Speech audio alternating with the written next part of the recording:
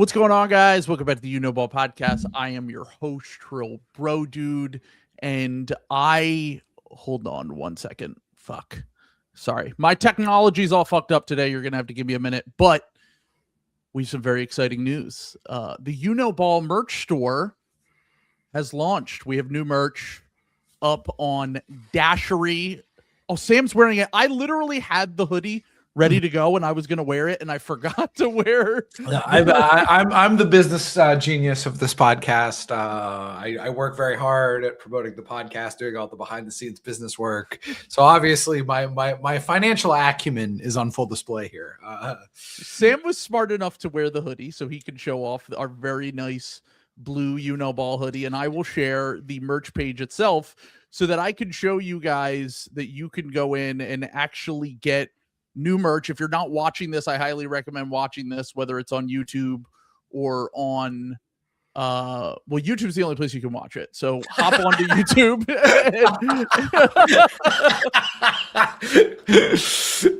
and go on. And when you go on here, you'll see all the beautiful designs that Trayton and Alan helped us out with. Shout out to them. Personal favorite here, the Chinese Century YKB podcast t-shirt. And then we also have the You Know Ball hoodie that Sam is wearing right now. The cool thing about this is that you can go and you can either get the classic one, which we tried to make as affordable as possible on here for you guys, or if you want to go fancy, you can go premium, and then you can choose your style, you can choose your color, your size, and then you can scroll down here and you can see that there are actually all different kinds of items. You can get the You Know Ball logo on, or any of these logos. There's a mug, there's a t-shirt, there's a hat, there's socks, there's everything you could ever imagine. We even put the YKB kids t-shirt on, despite knowing that none of our listeners have ever had sex before. or we know that is also child abuse if you make a child wear a You Know Ball t-shirt. So don't do that. We're trying to entrap you into making a poor child look at the slop season t-shirt. So don't do any of that. Please. We don't want to end up with you on a list in addition to us. So check out that. That's all up. Should be official now. And as I said, scroll to the bottom of the page, because I know we're going to get a lot of questions about, can I only get this on a hoodie? Can I only get this on a shirt? No, you can get it on kind of anything you want here. If you want to get it on socks for some reason, you can do that. Sure, why not? And you can rep us anywhere you go. Slop season, baby. Cover your, if you're a hoggy, cover your piggies. Get a YKB socks. There we go. Boom. Yet another. Don't you love merch, folks? Let's go. Perfect. Yeah, I was gonna say, Akbar in the Discord was like, "Oh my god, these hoodies aren't $95 like every other podcast," and I was like, "Yeah, that's right. We're doing it for the working class people." This is for you guys, and then that's what I want to remind you. This is a leftist podcast. We have leftist politics. We're very anti materialism. We're very anti-capitalism. Please buy our merch. Leftistly, as you put on Twitter earlier. Please buy our merch. No. All right, so it is playoff season, baby. We are ramping up for the playoffs ourselves over here. Unfortunately, the Sixers, their series was canceled. I don't really know what happened. It's too bad. But it does seem like the Sixers series there's no Sixers series happening. I don't know. This is the first time I've ever seen it, but if anything related to that comes out during the podcast, we'll talk about it later in this podcast. But for now, let's talk about the series that everyone seems to lead off their podcast with today. Oklahoma City Suns. The chess match that is the Thunder Suns. A lot of people going into this series were like, yep, the Suns are going to give them all the business. This is one that we're locked in on. And let me tell you, it did not disappoint at all. Oklahoma City survives a thrilling come from behind victory. I think at one point the Suns in the fourth quarter cut it all the way down to 34. As they usually do in big games like this. Yep. So a massive three to cut it down to 34. And I guess my thing is, do we do the Thunder obituary early at this point. I feel like, because it feels Probably like, just I get it mean, out of the way. yeah, I mean, I feel like the Thunder won that game, but it kind of was a kitchen sink game for Dagnall. He kind of had to throw everything at the Suns to even have a chance in that game. So, yeah, I mean, what can you say besides, I guess another title defense goes by the wayside here in the NBA. No repeat champion again this year.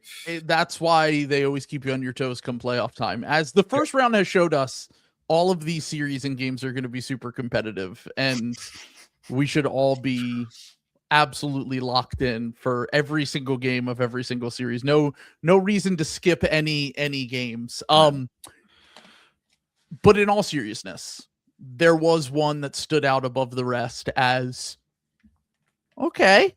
Yep. I can't believe the Orlando Magic are doing this to us. They heard what we said. Paolo Banchero said, "Yeah, bet." When we said that you had to trade him now to get out ahead of the Trae Young allegations. And full credit to Jamal Mosley, who I think must have just waved a gun around the locker room after the 76ers game based on like the change in effort level. Like, I don't understand. Like, genuinely, he must have given the best either post-game or pre-game speech of all time. In between those, because that was the two worst games I've ever seen a team play, followed by like two of the most inspired games I've ever seen a team play. Like, they genuinely beat the Pistons. Like, it wasn't like the Pistons played like I mean, they didn't play well, but like Cade had what, 45, 46? No, I think he had like 40, but still, yeah. Like the Pistons never led in that game. It was a wire to wire win for an 8 seed over a 1 seed. And as Mateo has pointed out to us, the Magic fan, our Magic fan friend, is it that the Magic really were inspired by what happened, or is it that they hit absolute rock bottom by losing to the Sixers in the play-in game and they said it cannot get any worse than this? Like, there's like you have to sometimes hit your rock bottom in order to motivate yourselves, and they were so embarrassed by what happened, losing to the Celtics backups, followed by the Sixers, a team that they really have no business being. Like I said, like, I'm shocked that we won 47 games in the regular season. The Magic clearly have way more talent than us, and we kind of just out-efforted them, and then they've shown up ever since. Like, they came out of both games, both the Hornets game and the Pistons game, just absolutely just on fire and locked in and being physical and basically showing us what they could have been. And it took until game 84 for them to not only get healthy, but also show a level of effort that we haven't seen from them consistently all season in these back-to-back games. As you said, they went from the lowest point you could possibly be as a team to like showing us why all of us believed in them in the preseason in back-to-back games against quality opponents. Yeah, like if you told me before the season that this was like that Magic Pistons was going to be a series, I'd be like, great series. Like, if you asked me in like October, I'd be like, that's going to be an awesome 4-5 series. Like I will be seated for that. That'll be a lot of fun, very physical challenge. And then it kind of turned into like the Magic have this season from hell. And what really made me fade them was like how bad they looked fighting for their season down the stretch. Like, you know what I'm saying? Like, games started mattering and they were still dead. There were rumors circulating that star players wanted Jamal Mosley gone. You know what I'm saying? Like, it seemed like they were just begging for a reason to let go of the rope. And this is now back-to-back, like, pretty inspired games. Like, I really don't feel like the Pistons didn't play great, but the Pistons played hard. It's not like the Pistons got like shell-shocked or anything like that. They didn't give up. They didn't like fall, they didn't completely like fall apart. Like, I think the Pistons are a limited team. We've known that in like some parts. We've kind of, I'm so mad at us, by the way. Yeah. I'm mad at us because we said all the way up until the trade deadline, we were like, they got to make a move. They got to do something to get a release valve for Cade. They've got to add a little bit more like actual secondary creation and spacing around him. and they need to figure out a way to survive the non-Cade minutes. And then we did the greatest sin of all, which is we fell for Mickey Mouse March. We did fall for Mickey Mouse March a little bit. But also specifically the Cadeless. That's what did it. Yeah. Was the Cadeless Mickey Mouse March, where I was like, oh shit, if they can do this without Cade, they're actually like in pretty good shape. Exactly. And forgetting that March basketball is totally fake. I do want to like not get too far ahead of ourselves. Also, hold on. I'm not saying that this series is over by any means. Right. All I'm saying is that every flaw that we knew this Pistons team had was on display yesterday, right? Like the fact that they basically can just help off of Asar with Suggs, and he's basically causing all of this chaos. They can't get into the Cade Duren 2-man game, which has been the fulcrum of their half-court offense for the entire season. Even like Duren has had an incredible season. Like Duren has been amazing. I have always been a little bit skeptical of his defense and how it translates to a playoff setting, but these are problems that I didn't think were going to show their head until later in the playoffs, right? Like these are problems that you face when you get to the second round of the conference finals. And one of the reasons I believed in this Pistons team is exactly what you just said, which is when they did it without Cade, it was like, all right, well, they have something else that they can go to when Cade sits. Yeah. Complete opposite. They barely lost the Cade minutes yesterday. They got destroyed when Cade sat, and kind of most of the guys on this team showed you who they have been in the past, right? Like Tobias Harris was there. He's just another playoff Tobias. That's our greatest. That's our other greatest sin is forgetting Tobias Harris, minimizing Tobias Harris's impact on the series. Derogatory. I didn't think that Tobias was a changed man by any means. Remember, you laughed when I picked him in the most pressure draft. You did, yeah. Because I was like, he's kind of got to rewrite his own little legacy. And like, I know that he was on a Sixers team that just everything goes wrong for them, but it's not like he was great for the Pistons in the playoff last year. So he really does have a lot to show. Like he has to show that he can be, and they got a matchup in this Magic team that while their offense has just been maddening to watch, and has been wildly inconsistent, when they are healthy, they're going to be a good defensive team. Like we know that their defense even showed up for the large majority of that Sixers game, I would say, in the play-in. Like it was their offense that really let them down outside of Desmond Bane in that game when Paolo and Franz just could not get themselves going at all. And the Sixers were able to slow them down with length and athleticism, and they just ultimately grinded out a win. I mean, we were pressing the full panic button after those two games. Like we were like, trade, like you said, trade Paulo, like almost like, can you reshape this thing? Like, I just feel like the damage is it's too far gone at this point. And I've never seen a turnaround like this outside of literally the Miami Heat. And even the Miami Heat, like we kind of like, we all had like Bill did the zombie Heat thing and we made fun of him, but deep down, we all knew there was a part of us that was like, if they just get the right like they always do it every year in the playoffs where they punch above their weight when they had Jimmy Butler. Well, we're talking about Spo too, who's like the greatest coach. You know what I'm saying? Like, and full respect to Jamal Mosley, who I didn't know that he had this in him. You know what I'm saying? Like to kind of do this. I mean, JB Bickerstaff was a presumptive coach of the year nominee, and it looks like he kind of outcoached him in that game. I'm going to be like totally honest. They were ready to go. I did see a very funny Cope tweet from a Pistons fan that was like, it's not fair that the Pistons didn't know who they were playing until like 48 hours before the game. I've seen this before, which is like, it's an unfair advantage, right? Yeah. Like you get the 1 seed, you should be rewarded with having a week to game plan like we used to do. Like, you know what I mean? Like where it's like, you get a few days off but at the same time, like if after the Sixers game, I told you, hey, you're going to play the Magic in the first round instead of the Hornets, wouldn't you have been pretty excited? Yeah.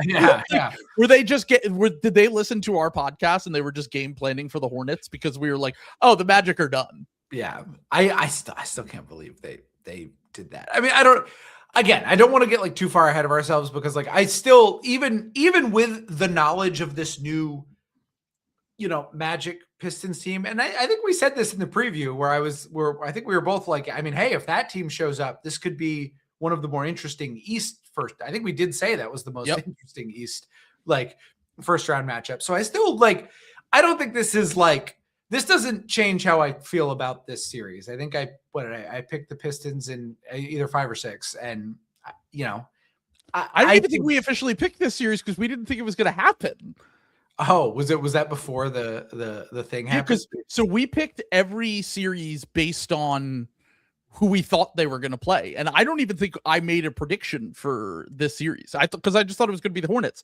I picked the Pistons in 5 against the Hornets. Oh, okay. Yeah, I was gonna say I agreed. I think we agreed on whatever this was. So, I probably would have picked the Hornets. Yeah, Pistons against the Hornets. But like, again, I think this is like, I still think this is like, I still expect this Pistons to like win this series, but like you've got to get serious now. Yeah. It like, this is like the most interesting. Every other East series, I'm going to be honest, looks fucking done before it's even started. Like, yeah, I mean, it would be surprising to me if any of those other series had multiple games where the lower seed won. I was gonna say, I guess the Raptors have the next best chance, but it's like, I don't know about that. I mean, I guess they shot so well in the first half of that game when they were hanging with them, and then the second half came around, like they just the difference in creation between those two teams is just massive. I mean, Donovan Mitchell and James Harden running your offense versus Brandon Ingram and Scotty Barnes. I mean, Quickly is devastating. We didn't know that. Yeah. The two injuries that surprised me the most were the Quickly and Kevin Durant injuries, where I was just like, oh, like I knew that Quickly was dealing with something, but they said he was day to day. So I was like, he'll play.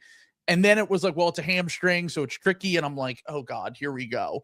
And even then, they probably lose that series. They might steal a game or two. Like I had the Cavs in 6, but I need that though. They desperately need some sort of creation juice, for whether it's from Quickly or, as we said leading into the series, like just lean into the small ball with Colin Murray Boyles and just see what you can get from that.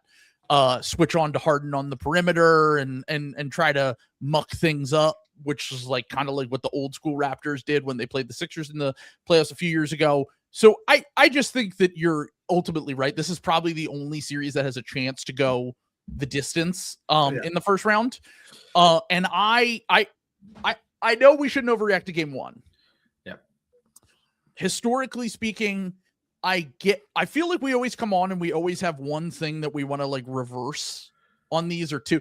Yeah. Every year for me, it's Minnesota. I come on and I'm like, I was wrong about Minnesota. Like, it's like every year I'm like, I don't really believe in them. And then they're just in the conference finals.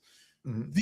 The thing that I would say the most alarmed about from the Magic Pistons game is JB Bickerstaff just seems to not trust Asar Thompson, and he's kind of necessary for them to, it's this kind of double-edged sword, right? Where like you need Asar for all of the defensive creation that he does in terms of just causing chaos on that end and really dragging teams down into the mud and making you play a certain style of basketball, covering up for Jalen Duren's issues as well. But then on top of that, like they don't have the secondary creation and the spacing when Asar's out there. And it did allow Suggs to roam off of him, and they could not get anything going on offense. So they need to come up with creative ways to get Asar involved and have him play. He only played, I want to say he only played 9 minutes in the second half yesterday.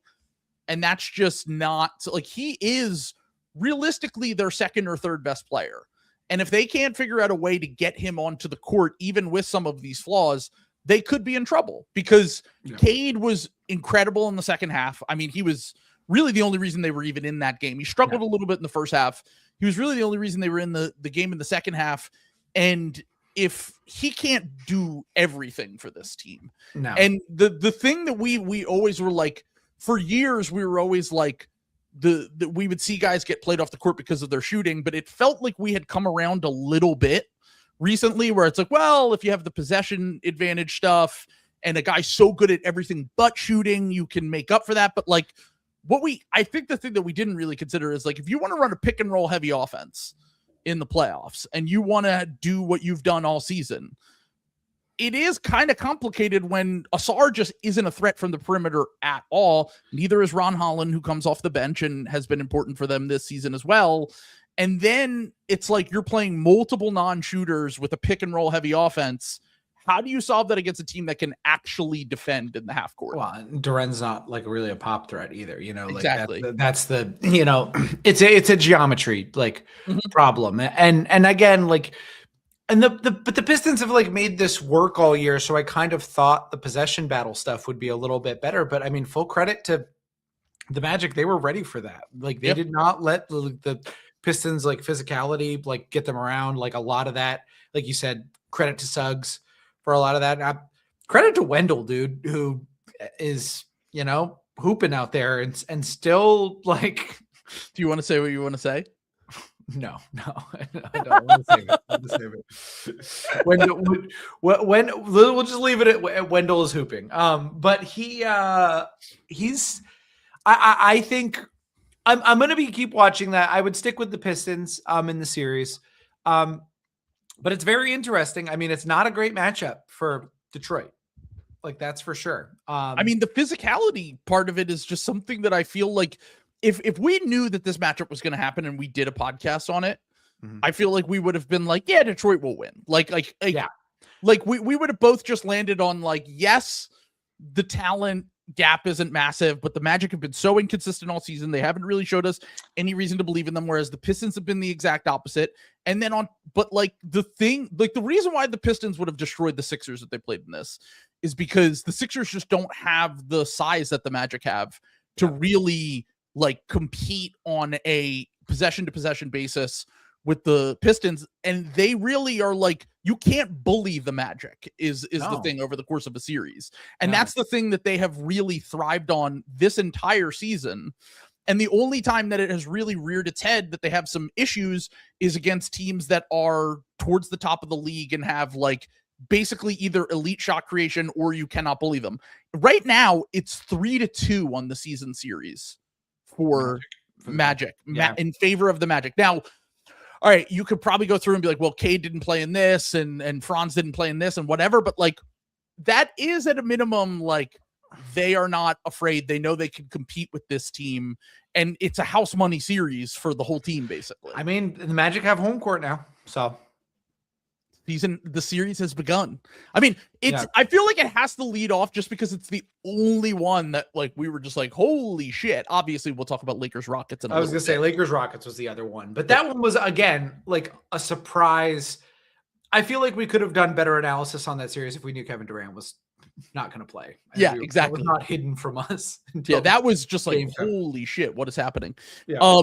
So Franz Wagner and Suggs, Jerry Engelman tweeted this. Franz Wagner and Suggs have played 27 games together this season, and Orlando was a 52-win pace team when they played.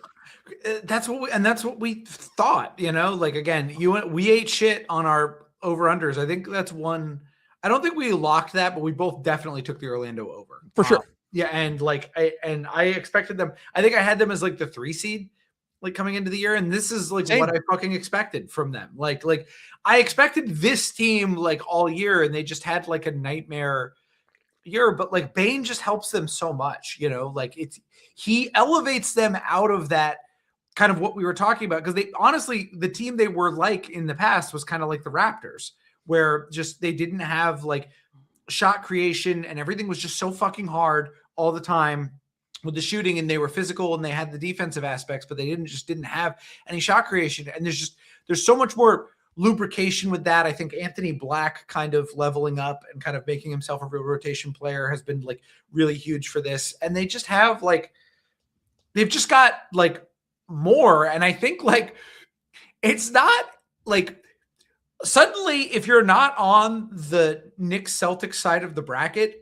you can start talking yourself into a conference finals appearance. It's so funny because if we did a draft house of all the teams that could be a surprise team, how many teams would we have drafted before we got to the Magic? Well, we certainly would have drafted, I think, the Hawks before them. Probably the Hawks, yeah. I would have definitely taken the Hawks. I mean, but if we recorded that concept after the Sixers play-in game, we would have been like Hawks, Wolves, Raptors. Honestly, I might have picked if Embiid were healthy, I probably would have picked the Sixers before them. I'm like not kidding. I'm like not kidding. Yeah. No, you're not wrong. Yeah. That's why it's so funny that I don't think I've ever been more out on a team based on 2 games than I was on the Magic after the Celtics scrubs game and then the Sixers play-in game. And I don't think they tried to tank that Sixers game, to be clear. Like, I think that I've seen people suggest this, and I'm like, NBA teams just don't do that. Like, would it have been like, is it easier for them to play the Pistons than the Celtics? Yes, obviously.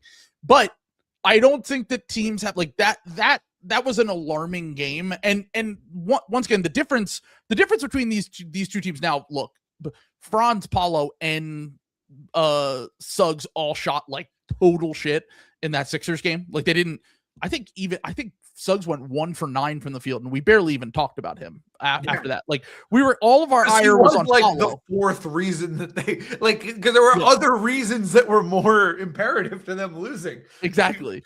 Yeah. And like Andre Drummond, who had a resurrection game in the play-in. Like, that's God, is it? The play-in is the Mickey Mouse March of tournaments. Anyway, it genuinely is. It's crazy. It's the Mickey Mouse March Madness of tournaments. Yep. Mickey Mouse March Madness. Wait, oh fuck, we gotta start calling it that. It's a 1 game. Anything can happen. An underdog can get hot. Mickey Mouse March Madness. God so, damn. I want to kind of just like preface the Magic. The one reason why, if I were a Pistons fan, I would be very scared. Do you know what the Magic shot from? Now, look, the Magic are a bad shooting team. I'm not saying that they're a good shooting team. Do you know what they shot from 3 in this game? I'm gonna guess 28%. 29%. Wow. They shot 10 of 34 from 3, and they won by 11. That's not good. The Pistons actually shot better. They shot 10 for 32 from 3. It was really the interior inside the arc stuff where the Pistons struggled in this game, and then the possession stuff that they've been dominating the entire season. The one thing I will say, if I were a Pistons fan, that I would be like, all right, pretty much everyone had their worst game for the Pistons other than Cade. Like, Duren was a disaster. Ron Holland played terrible off the bench. Yep. Tobias had his worst. Like, I know Tobias is a playoff dropper. I don't think he's going to shoot 20% from the field for the series. And you can kind of talk yourself into like Donis Jenkins, who was like a important player for them in the regular season, and he also had like a 30-something true shooting. Did you see that Knicks fan that was like, this guy is such an obvious playoff dropper. He's going to have a 38.4% true shooting in the playoffs. And he had almost exactly a 38.4% true shooting yesterday. I was like, weird, random people on the internet predicting things. But the one that killed me, did you see the one from like 3 years ago? I think you sent it to me. You did send it to me. The random fan from like 2022 said the Jalen Green in 2026 when he has to eliminate Steph Curry, and it was the crying gun thing. And I was legitimately like, crazy. That's like one of the most insane shot calls I've ever seen. That Jalen Green would ever beat Steph Curry in any playoff style capacities. And he balled out in that game. I mean, he was the play-in MVP basically from this time around. It was, by the way, shout out, you did call that. I just want to put said before, because I said he's going to go 4 for 22 in the play-in, and the fans are all going to be mad at him. You were like, he might be a play-in riser. I have a theory that the play-in benefits the play-in benefits the handsome. Yeah, that's a good point. Yeah, Jalen Green and Kelly Oubre absolutely destroyed in the play-in. Really handsome guys. Andre Drummond, Tyler Hero working against that though a little bit. I guess he's not unhandsome. He's just he has a rat-like visage. You know what I mean? Like, but that is, you know what though? Rat boys are in though. That is like a handsome. Yes, that is definitely like a flavor that acquired taste that people look for. Yeah, it is true. The white boys with swag have never been more back. Yeah. Yeah. I mean, we are in the Chet Hanks era, which is what many people call this. He changed the timeline with that line. That was like, I could feel us getting pulled into a different timeline dimension with that Chet line. He changed the world there. So Chet Hanks used his stand to redo the timeline. I think I'm very sorry. I took a tangent. You said that guy said 38.4%. So we were talking about the Pistons, and basically that the Pistons have many reasons to be concerned, but they also were like, they're not going to play that poorly again on offense in every game. Yeah. Perhaps. I still like the Pistons. I think if they lose game 2, then I start to get like a little bit concerned if I'm the Pistons, and I try to, I start getting a little bit then I start getting a little bit cagey, but I would not be tremendously worried if I were them for this one. Yeah. So I definitely think that this is going to be, I think this has potential to go the distance though. In a way, I mean, you're already got one down. And like I said, the Magic did not have their best shooting game. They're not a team that kind of lives and dies by the three. Paulo did shoot he had a few shots where like they just let him shoot it, and he was just taking the shots that he missed pretty much most of the season, and especially in those 2 play-in games. I mean, I think there was a stat that came out after the Sixers play-in game that he was shooting 1 of 17 on his last 17 jump shots that he took, and just he's been playing much more aggressive, much more composed, not going quite as bozo as he was going in those 2 games, and that has made the biggest difference in the world for this Magic team. I mean, look at this. You survive a Cade game, okay, but you got to think that there's a Duren game here somewhere. There's going to be a Duncan Robinson game where he hits 8 threes, But then on the other side, you got the Jamal Cain game. You got to keep an eye out for that one. You got to consider Tristan Da Silva's going to have a game house where you just can't miss. Tristan Da Silva. God damn it. I would still pick the Pistons, but this series has certainly got interesting in a hurry. I read you one more thing? Yeah. Early in the fourth quarter, the Pistons have not held a lead Sunday versus Orlando. They did not by the end of the game either. If that holds, it would be the first time in the play-by-play era since 1998 that a 1 seed did not hold a lead at any point in their playoff opener. That's a little alarming. 1 seeds have gone a full play-in game, a full playoff game without leading, regardless of series game number, 4 times in that span. Most recently was 2011 Chicago versus Indiana. The other stat I saw. In the Cade era, 4 home playoff games, 4 losses. They haven't won a home playoff game since 2008 against the Celtics in the Eastern Conference Finals.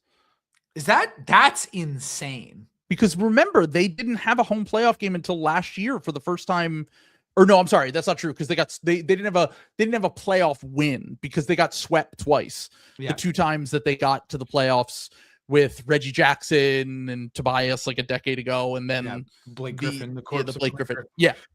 So they just really have not had any sort of they have not had any sort of home playoff success, really much playoff success at all. They've won 2 games in 20 years. But the thing that once again, the last thing I'll say about this series is it felt like people have asked me, like, would you have preferred for the Sixers to have lost and then played?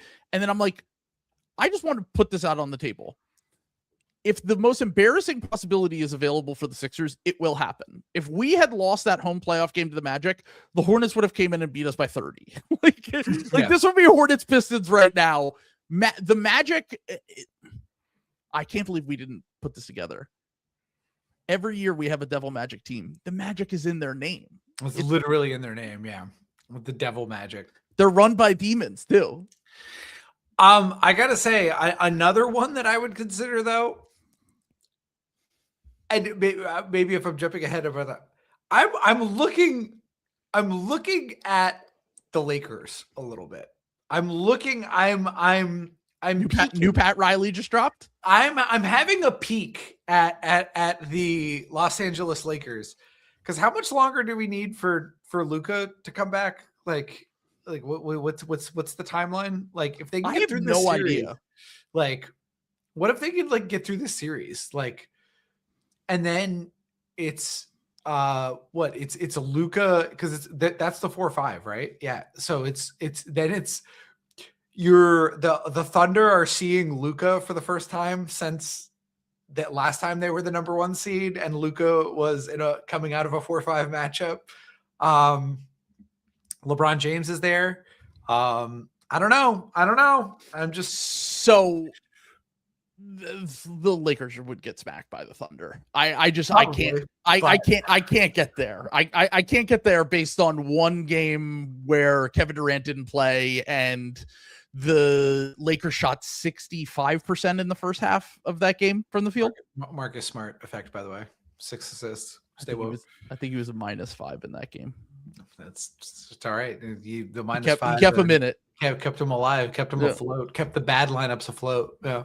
So the Lakers Rockets it's just the weirdest series. Like what are we to make of this Houston team? What are we to make of this Lakers team? I mean, we made fun of the Lakers for saying they hired the new Pat Riley, but I mean, JJ Redick, you were on this before we knew Kevin Durant was out. You were like, JJ seems like he's going to be a really good coach. Yeah. And they have LeBron, and they've been playing better even without Luka and Reeves. Like, I didn't know this, but they were a +8 net rating wise without Luka and Reeves with LeBron on the court this year. Like, that's not nothing. Like, in a playoff context, I don't really care about that stuff as much because you're just going up against much better opponents, and you're like, it's all based on how you're playing at the time, who's available, whatever. The fact that they won by 8 points per 100 possessions against teams when Luka and Reeves were out and LeBron was playing with basically a bunch of scraps is at least a little bit encouraging if you're the Lakers. And then this Houston team is like just a mess, dude. Like they've been a mess all year, but it's kind of similar to the Magic, but the difference being that like the players that they had out were never coming back with Fred VanVleet and Steven Adams. And they played this style of basketball that was like the most perverted possession maxing you've ever seen in your life early in the season, where it's like, what if instead of trying to run a normal offense, we just threw it in the general direction of the basket and we got every single offensive rebound and just kept creating possession after possession after possession, and eventually we'll score. When the margins get thinner in the playoffs, those strategies generally don't work. I just assumed, well, the talent gap between these two teams, if Luka and Reeves are out, is just too massive for me to care about that when you get down to picking who's going to win this series. Then the Kevin Durant thing comes out of nowhere. It's like a gamesmanship thing. They hold it like, yeah, he got hurt Wednesday in practice. It's like, it's Saturday night. We didn't hear anything about this. And then Udoka comes out and he's like, yeah, like he obviously wanted to play.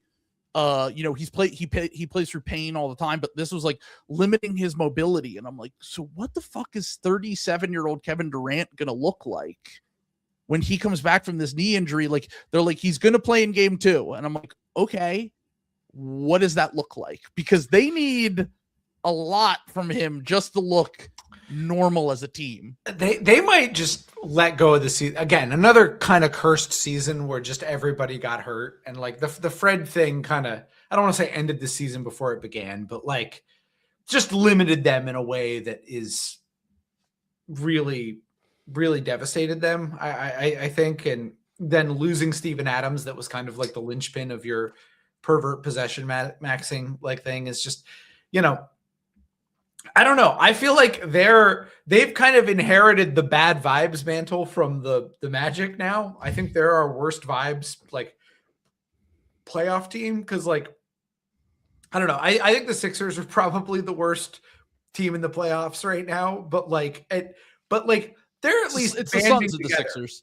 Yeah. Yeah, I mean, well, the Suns and the Sixers have both kind of overcome adversity. You know, they both topped out. You know what I'm saying? Like, there's no shit. Nobody's hanging their heads over the season that both those teams had. Like, No, I've said it before with the Sixers team. I'm like, they're going to try really hard. They're just not good enough. Yeah, exactly. And then same thing with the Suns. This like Magic team is like this Rockets team is like now the bad vibes team. Now that the Magic are kind of like playing with a little more like, you know, pep in their step here. You know, like will the league office has to think about like, can we put like one of our female refs on this game without Şengün screaming at her on a national TV thing because he's just too mad about getting his like minutes yanked around or whatever. Like there's like legitimate like I don't know. Like I'm starting to think like it kind of almost doesn't matter if like Reeves and like the Magic. I think this series could like absolutely go 7 and just be like an absolute war for no fucking reason.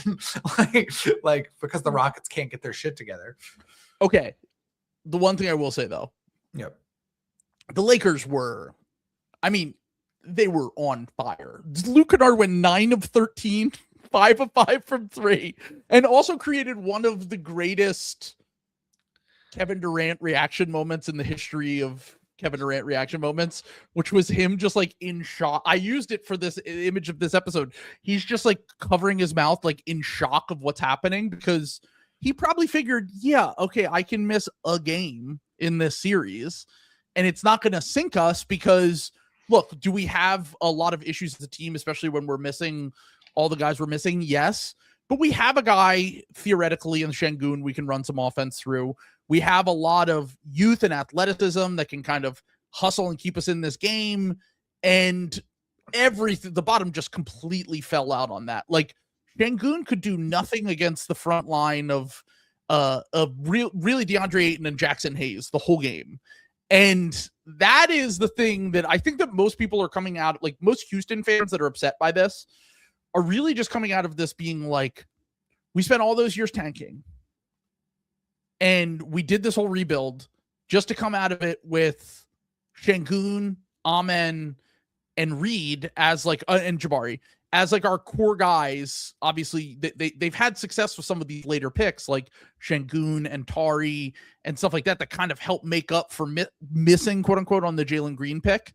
But to come out on the other end and then have this young core that you feel like you can't even trust to beat the Lakers without Luka and Reeves and in the opening game of a playoff series, like they're starting to worry, like, what was all this for when you look at the rest of the Western Conference and it's extremely stacked. And this was part of the reason why we've been like, they should probably be interested in trading for Giannis. Like they probably should be the ones that do a consolidation trade more than anything else to try to really take a step up and get and make themselves into more of a formidable playoff team, because last year they were, you know, obviously very young, and then they made the Kevin Durant trade. But like there were signs that a few of these guys that might have some issues in a playoff setting. Like we were worried about Reed with the defense just getting targeted by bigger teams like the Spurs and OKC. And then we were worried about Şengün and like, is he a viable half-court hub in the playoffs? And so far through 8 games, it's been a resounding no. And I mean, I said to you the other day, I was like, what is he, a 48 true shooting as a center in, that's crazy. I'm like, now look, everyone's efficiency goes down in the playoffs, but if you're a center and most of your offense is coming from the elbow in and you're known for drawing fouls, like his lack of a bag combined with the fact that his touch has just kind of left him over the last 2 seasons, even though he made the All-Star game both times, it's alarming enough that like very similar to the Paolo thing where like after those 2 Paolo games, like you if you're a Rockets fan, you have to see Şengün come out in game 2 and just play a much better game than he played in game 1 to feel any confidence, not just about this season, but about moving forward with him. Because if he's someone who's not going to develop a 3-point shot, if he's someone who's going to have defensive issues where he can get targeted on that end, and he can't be a reliable hub in the half court as a creator, then it's like, what do we do here? Because when he signed that extension, I was like, that is a great extension for the Rockets. It's below the max. He has potential to get better. And that was 2 years ago. And kind of similar to what we talked about with the Powell thing, it feels like he hasn't really developed his game in a way that we kind of anticipated. And it has gotten to the point where people are like, have we just valued the like Jokic variant archetype because we think that they, if you squint, they kind of look like Jokic, but they don't actually look anything like Jokic. Yeah. Because Jokic is Jokic. Right. Exactly. No. And I think that I just like how you, I just don't know. Like again, the Rockets are kind of Magic West a little bit too, in that like they're big and physical, and like that should like be a little bit of playoff success, but it's just everything's a little too weird, and nobody's like elite at anything except Kevin Durant, who's elite at scoring. He's just talked about he's not there. You know what I'm saying? And that's just kind of the thing. And like, is in the playoffs, you need somebody who's superlative, you know, like you need a best player in the series. You need a little bit of something. And that's kind of why I think the Lakers are a little bit alive, because even though old man LeBron is not anyone in this particular matchup with the guys that are available, he is the best player. Like, dude, some of these stats, and it felt this way watching this game, by the way, it is like shocking how much of a disparity there was. The Rockets had 21 offensive rebounds. The Lakers had 3. That's crazy. Hold on, it gets crazier. The Lakers shot 53% from 3, and you're like, all right, well, that's not sustainable. They only made 10. They took 20. They only shot 20 or 19. They took 19 threes. And the Rockets shot almost 30 more shots than them, and they lost by 9 points. That's crazy. That's crazy. The Rockets shot 38% from the field. The Lakers shot 61%. So there's going to be some regression. Like the Lakers shot super well on long twos. They're not going to, even if the volume goes up a little bit, they're not going to shoot 53% every game. Like if we're talking Magic Pistons versus Rockets, Lakers, you can look at some of this stuff as a Rockets fan and go, all right, we're going to get Durant back. We're going to have some of this stuff will flip, even though we destroyed them in the possession battle and it seemingly didn't matter at all. Yeah. There's still part of you that has to be like, I guess why would you really believe in this Rockets team after they've shown you kind of time and time again? Even when Kevin Durant played, they were collapsing and blowing leads late in games over and over again. But like the Lakers turned it over 20 times. The Rockets only turned it over 13 times. But none of this stuff seemingly mattered because the Rockets just have no semblance of a half-court offense without Kevin Durant. They have no one that can set the offense. Yeah. They have no one that can really put the defense into rotation. It's just kind of one-on-one, and that you're dead on arrival if you're trying to do that for it. Maybe not this series because the Lakers might just come up short in terms of talent. But I mean, we already knew they were getting stomped in round 2. But like now, it's looking like they might not even get to round 2. Which I mean, to me, other than the Magic, this is the biggest shock in terms of the Lakers being kind of, like you said, the devil Magic in the West right now off of this first game. But once again, I do think that shooting discrepancy, like it has to go down, right? I flashback to 2023 Miami Heat. That's exactly what we said. They can't shoot like this forever. I mean, they can't shoot. We said that after game 1. Yeah, it is. Yeah. I'm just saying. They do have the pedigree, though, just like that Heat team. They have the pedigree. I'm just gonna say, like, look, I still think the Rockets are probably gonna win that series. Kevin Durant is old. I don't know what Kevin Durant's gonna look like when he comes back, and like, I don't know. I'm keeping an eye on that series. That series is very much alive. And I would be a little alarmed if I were a Rockets fan. I would just say I'm a little alarmed. You're up against one of the greatest players in history. Like I know there's no Reeves and Luka, but you're talking about a guy who's done it time and time again in the playoffs, is practically synonymous with the playoffs at this point. He's 41, dude. And I'm just no, I'm not laughing at you. I'm saying how is he getting away with this? Yeah, it's a guy who's synonymous with the playoffs. We've seen him do this time and time again. Everyone wrote him off after like some underwhelming years, like pretty recently. It's not the caliber of play we're used to from him. And he's also playing with LeBron James. Marcus Smart is. So it's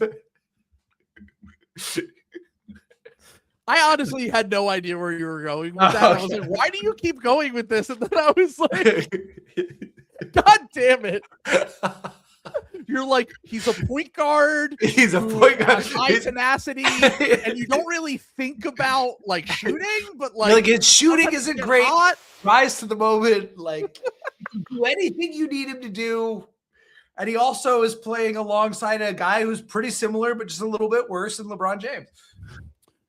Incredible. That was actually a fantastic propaganda. You completely caught me off guard there. I just honestly, I think a Pantheon Bill moment on this episode talking about this series, not just because he's exactly like you and basically blowing over the bubble series and saying that the Lakers ring is fake, basically. That was really what the people came for. But the Pantheon Bill moment in this was the comp that he made that himself. He was like, this looked like 1990 Magic Johnson against the Bulls in the finals, where he's going up against like Michael Jordan and he doesn't have the same, prime burst in athleticism and the things that made Magic, but he's just controlling the pace of the game. He was like, I said after the game, I was like, he had a prime Ben Simmons stat line. Like he didn't have the 35-point explosion that we're used to with LeBron. It was like a steady, like, I think he had like 19, 11, and 9 or something in this game. And it's just like, I can't believe someone made fun of me in the Discord and they said that I've called LeBron Wash for 4 straight seasons. Yeah. And he is. Yeah. But LeBron being washed is just so different than other players being washed because he started at such a high point that him being half washed is still one of the 30 to 40 best basketball players alive when he has it. Yeah, it's like, oh, he's washed now, so what you're getting is like Russell Westbrook. Yeah, exactly. yeah. Instead of like LeBron James. Like it is very funny.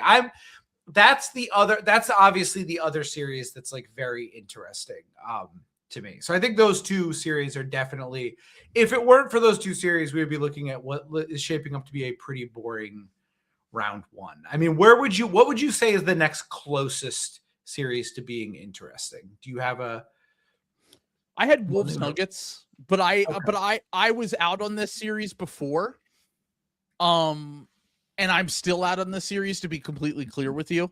Yeah. But mainly because it was the reason why what I wanted to say here was that the reason I was out on the series was because Jaden McDaniels and Anthony Edwards I just didn't think they were going to be healthy. Yeah. And Ant is trying his hardest. Like, he's just not, he's like 40% right now. Like, Ant's another guy that's just like such a crazy athlete that he starts at such a high point that even when he's injured and compromised, he looks like still a pretty decent athlete, but he's just not himself right now. And for the Wolves to have had any chance to hang in this series, they needed a fully healthy and engaged Anthony Edwards. And like, I didn't come out of that game thinking that, but I was impressed at the fact that like they came out, they were turning Jokic over a ton early.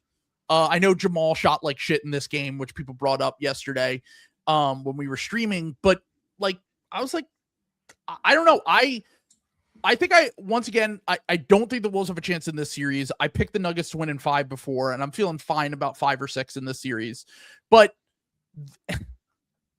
honestly, if it weren't for the way that Julius Randle performed and the way that Jokic kind of just, after his bad start, just kind of completely flipped the switch in this game, I feel as though this would have been a much more competitive series if we had even like a 70% Anthony Edwards and Jaden McDaniels, who looked fairly good for someone who's dealing with an injury right now. If we had both of those guys kind of performing at their peak, combined with the fact that like the biggest difference it seems like in this series versus when they used to play them is that they used to be able to just let Rudy roam off on the back line. Yeah. And they had Cat to wall up Jokic, right? And now it's like they just have to have Gobert on Jokic. And like, yeah, Jokic isn't going to score as much, but he's just going to pick apart you on defense. And it's going to eventually make it so that you can't keep up with that offensive production over the course of a series. And I guess they can try to put Naz Reid or Julius Randle on Jokic and have him do that, roaming off of whoever. But like Aaron Gordon was the guy he used to roam off, and now Aaron Gordon's a really good shooter. Yeah. Like who do you roam off in that situation? Like Christian Brown, Bruce Brown? Like it's really tough for the Wolves, but I do think that they deserve a quick shout just because they were very clearly motivated and had a good game plan to start this game. And then ultimately by the end, they just got out talented. And I think that, well, and I think that's what's going to be. I mean, I think we identified that as like what probably should be the best playoff series if everybody was healthy, and they're just not. And I agree with, again, I've already forgotten my prediction, but like it was something like you said Nuggets it was going to go further. You think you said Nuggets in 6. I said Nuggets in 5. Okay. Yeah. Maybe I said Nuggets in 6. Whatever, I still feel totally fine about all that. Like, but I just don't think, I don't think that game went exactly the Nuggets way, and they still kind of handled them. I don't know. I actually don't think that's like the next closest series to be like. Totally yeah. I mean, I more just wanted to give it a shout because I was surprised how the Wolves approached that game and kind of never really like died in that game, even though like it was a terrible Julius Randle game early in the game. Someone was posting clips. I wish I remember who was posting clips, but they were posting clips about Io and Ant just basically like getting shredded off the ball on defense with the Nuggets motion and stuff like that. And like it was not a particularly good Wolves game, but they really did hang with a Denver team that I think is just much, much better. And very similar to even if you want to contrast it to like a series like I actually think the Magic could potentially upset the Pistons based on what we saw in the first game. But like any issues that the Nuggets do have are probably going to be more at the forefront in the next round. And if the Pistons get through this series, like that Cavs matchup all of a sudden is like kind of scary for them. Yeah, it's not great. No, I mean the Cavs would be bad. I mean, I think the next best is one we're going to see tonight. And I don't think it's a competitive series, but I think it's the next best is Knicks Hawks. Like it's probably the next most interesting. And I can't get over how many people were just kind of like how many times on podcast, like other podcasts, I would hear like, well, and they've got a lot to throw at Jalen Brunson. And I was like, what the fuck are you talking about? Like, it's not, I understand Dyson Daniels is very big and like had like a very good like defensive, like has a very good defensive reputation. That Jalen Brunson having a massive series against this was the easiest thing in the world to to predict on this day. Jalen Brunson is kind of scheme proof. Like I have a lot of respect for Jalen Brunson because there's not anything when the way he gets shots is not something that is malleable. It's all herky jerky. It's all like craft and everything. And and it's strength. Like he just gets his shot off like pretty much everywhere. He's going to do this to everyone. It's about what you can do to everyone else that matters on a Knicks series. And I just don't think the Hawks have the personnel to like punish like Mikal Bridges or like Josh Hart or like some of this other stuff. Like they just don't have the right things for that. He's one of the most unique players that we've ever seen in that regard, where it's just like I can't remember who said this, but it's almost like he plays like a big man and he's 6 foot. Yes. Like with like the strength based stuff, the herky jerky motions, the like it's almost like it's impossible because everyone gets these guys that can that have the quick foot speed that can keep up with the other team's best guard, because generally speaking, you want someone who's laterally quick but like Brunson just constantly burns these perimeter defenders because he's just something different that they've never seen before. And like, he's been honing this for like 10 years at this point since honestly I guess it would be about 10 years since his freshman year at Villanova. Like, and he's just slowly kind of perfected this style of one-on-one basketball. And like, when he's on it, like he was at the beginning of game 1, it's just like, there's no, like Asar struggled with him at times in that Pistons series last year. Dyson Daniels will struggle with him. Like there was a clip where like I guess Dyson Daniels talked about like the pride he takes in guarding the other team's best player, and he kept mentioning Jalen Brunson, and they thought it was like a pointed thing. And then the next time they played, he dropped like 40 on him. And ever since then, it feels like Brunson has kind of solved that matchup.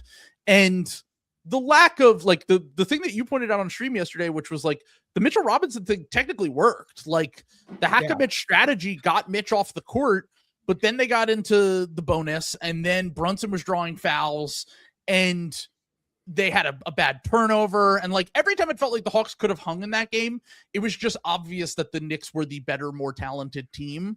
And they ultimately like they lack the actual center play, I think, over the course of a series to keep up with them. They don't have the number one guy that can match with Brunson. Yeah. And like Jalen Johnson's a great player, but he is ultimately not going to be the most effective player on the court unless you are just getting transition opportunity after transition opportunity. And when it gets down into the half court, they're going to challenge him to take a bunch of threes. And credit to him, he took them and he made a few, but that's still giving it a W to the defense, because that's what they want you to do. There wasn't a lot of like great creation from the Hawks, and a lot of that is like the Knicks just have like good perimeter defense. Like you know, like full credit to the Knicks for like a lot of that, but like I was a little disappointed with like Nickeil Alexander-Walker. I don't actually know what his box score was. I'm just from watching. He went crazy at the end, but they cut it when they cut it to 9. I was asking the Knicks fans in the Discord, like, are you getting a little bit of PTSD from the Pacers series right now? Because they got it down to like 9 points with 1:30 left. But the game was like, unless Aaron Nesmith isn't coming out of that locker room, like there was not walking through that door. There was no reason for them really to be all that afraid of the Hawks. But obviously, considering their recent history in the playoffs, playing the Pacers and blowing the lead to the Sixers a few years ago, like, once again, the players that tend to really have success against the Knicks in a playoff context are the speedy kind of like basically guards and guys that they just can't stay in front of, like Maxey did a few years ago against them. And then last year was Halliburton just carving them up over and over again. And like, dude, like CJ McCollum was actually matching Brunson in the first half. Like he was hooping in that game. And I was like, I was incredibly impressed with him. But yeah, Nickeil Alexander-Walker finished 6 for 17 from the field, 17 points. He did a few threes late, but the game was pretty much over by that point. He had 4 assists. Like, I don't know, like ultimately, if you are like Nickeil Alexander-Walker has been a great story. Jalen Johnson's been a great story. The Hawks in general have been one of the more roller coastery teams, because very similar to the Magic, we all believed in them. Then they traded Trae Young and they traded Porzingis, and they decided to kind of remake this team on the fly, and it's showing against a team that's played together for 2 straight seasons now, and a team that is just 1 through 8 just much more talented than the Hawks and built for a playoff setting. Got a great identity. It is very. The other thing that I thought was like extremely funny was like they fired Tibbs for like short rotations and like not having just, oh wow, they're playing Mitchell Robinson and Deuce McBride are the 2 guys that come off the bench for them. Interesting. Like, hey, Jordan Clarkson played 11 minutes. That's also true. Jordan Clarkson apparently, who's remade himself as an offensive, he's a dirty work guy. Yeah. Everyone knows Jordan Clarkson. He's now the garbage man. I was like, there's no way this is sustainable. That's not. Yeah, I was gonna say, are you offering me odds on that? He had 2 offensive rebounds. He was a +9. Yeah. No, I think like, I mean, obviously they're not going to need to pull any of these switches, but like they kept going to like, they'd show the Knicks bench and they'd be like, oh yeah, they got Alvarado. It's like, oh yeah, they got Diawara. Yeah, I didn't realize that. Yeah, Cole. Well, that's what I kept thinking. I was like, because I was like, wow, they're playing like a pretty short rotation, but I guess like if it works, why not? But like, I don't know. Like I don't think the Hawks stand much of a chance in this series, but it did feel a little more. I guess it's more just a testament to how bad every other game 1 was. To be fair, yeah, the complaints about Tibbs were mainly regular season, right? Like it's like it's the JB Bickerstaff, Tibbs, Nick Nurse were like, you're maximizing your regular season versus like saving these guys' legs for the playoffs. And like I think all Knicks fans would be fine with a 8 or 9 man rotation in the playoffs. But a lot of the times, they're just burning these guys out and they're hitting walls in the season because they're playing way too much. And ultimately, if Mitchell Robinson can figure out a way to stay on the court, like, I think they can cut Jordan Clarkson from the rotation and just get down to 8, like between Shamet, Deuce McBride, and Mitchell Robinson off the bench. And their starters are kind of used to playing big minutes, and they didn't have to as much this year, so they can kind of stay fresher for the playoffs. So yeah, I mean, I just think that the Knicks are any concerns I have with the Knicks at all, honestly, the Knicks and Celtics, they're not going to be on display until next round. No. Like, both of those teams, the winner of that series very clearly is coming out of the East to me and has a real shot to win the title. Yeah, I would agree. I think I think it's going to be one of the best second round series we've had in like since probably, I mean, it's going to be this year's Nuggets Thunder. I feel like a little bit like where it's very, unless Nuggets Spurs or Nuggets Spurs. I don't know. I think the Thunder, I don't know. It's so, I can't make up my mind. I have such like, I want to stick by my guns with like the Nuggets, but like, just there is something a little smelly about the Nuggets that I can't quite place my finger on. It's a lot of Tim Hardaway Jr. house. It's just like, they take their foot off the gas, and it's not like they're not trying. It's not like they're not, like, they just take their foot off the gas like a little bit, and it's like immediately an 11-point lead is gone. like it stops. Like, yeah. That's ultimately like won't prove to be an issue, I don't think, until next round or maybe even the conference finals for them. But like, yeah. They've really struggled to get stopped this year in a way that, like, I think that they have in the past, but it's one of those things where they're and look, maybe they're like, Jokic might have had his best offensive season, and when all their guys are healthy, like, their offensive rating is just like through the moon, that like you might not have to worry about that even this whole run. But like, there was a level of competency, it felt like, defensively on that championship team that they've really struggled to get back to in the playoffs. And at times it has proven to be exploitable. And I do wonder ultimately what they look like against the Spurs more so than anything else, just because this Spurs team, like, Wemby is a god. Like, he's so good. I can't believe people wanted to give him MVP this year. Like he hasn't earned it yet. But like, he's like, we're gonna give this man 6 of these. Like, relax. Like, it's literally just health. Like, yeah. Like maybe he's like hurt all the time and he never, like, wins one. But if he's healthy, he's at minimum 4. At minimum 4 if he's healthy, I feel like. And I don't think that I'm like crazy for saying that. No. I think that this is, I'm sure you saw this tweet, and I'm sure that you were very excited when you saw it, but someone posted and said, Wemby right now is better than Kobe Bryant has ever been in his entire career. And I was like, fact. But I was also like, if this is the version of Wemby we get that we've seen for the last 3 months, how many players have ever been better than this? Like, he has been on a per minute basis, one of the most impactful players we've ever seen in the history of the NBA, and he's 22. I can't believe they got away with it again. They kept showing. If you didn't watch the game last night, they had Tim Robinson. They had Tim Robinson. He was pissed over the Pistons game, and he was like, I'm going to fly to San Antonio for this. Wear the T-shirt. Tim Robinson and David Duncan were next to each other. So they had them, and then they had Wemby, and somebody quote tweeted that with like 3 successful tank jobs I'm looking at right here. And they really did. Like, nobody is better at like just going down, tanking, getting their guy, and getting the fuck out of there than the Spurs, man. Exactly. Yeah, no, they pulled off 3 immaculate tank jobs. He has no comparison, and it's not the way he plays, but I'm just talking about like stat lines and like everything and impact on the game. It really is Duncan is like his comparison, I feel like. Is it Duncan or is it Garnett? I feel like he's offensively more something than Garnett. Like, I mean, I guess Duncan wasn't really. Duncan gets like kind of maligned as an offensive force because he was like kind of boring to watch, but he was a fucking machine, dude. like. So people have pointed this out, and I do think that it is very important to point out.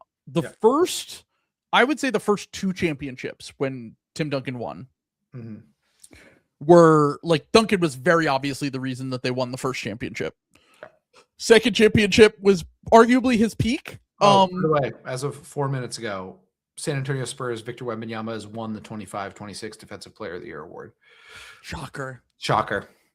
Yeah, I mean, it's his award until, he doesn't play enough games. That's kind of just, it would have been his award last year too. Like we would be going on, he might break the record for consecutive if he can stay healthy. I want to look at who voted for Chet, who gave Chet a number 1 vote and put them in the pay no mind bin for the rest. Didn't they hire that guy? Didn't the Thunder writer just get hired by the team? Did they really? No, remember the Royce? What's his name? Royce Young or something? Oh, Royce Young. Yeah. Who did like basically? Yeah, he works for the team now. He doesn't. He's not in the media anymore. Really funny. Awesome. I do want to know the guy that voted for Chet for that award because that is I mean, it would have been unanimous except for that. Did Asar get any votes or no? I'm trying to find the list. I don't know where I find the list of votes. I figured it was going to be unanimous that he won because he didn't get it last year and he was better on defense this year.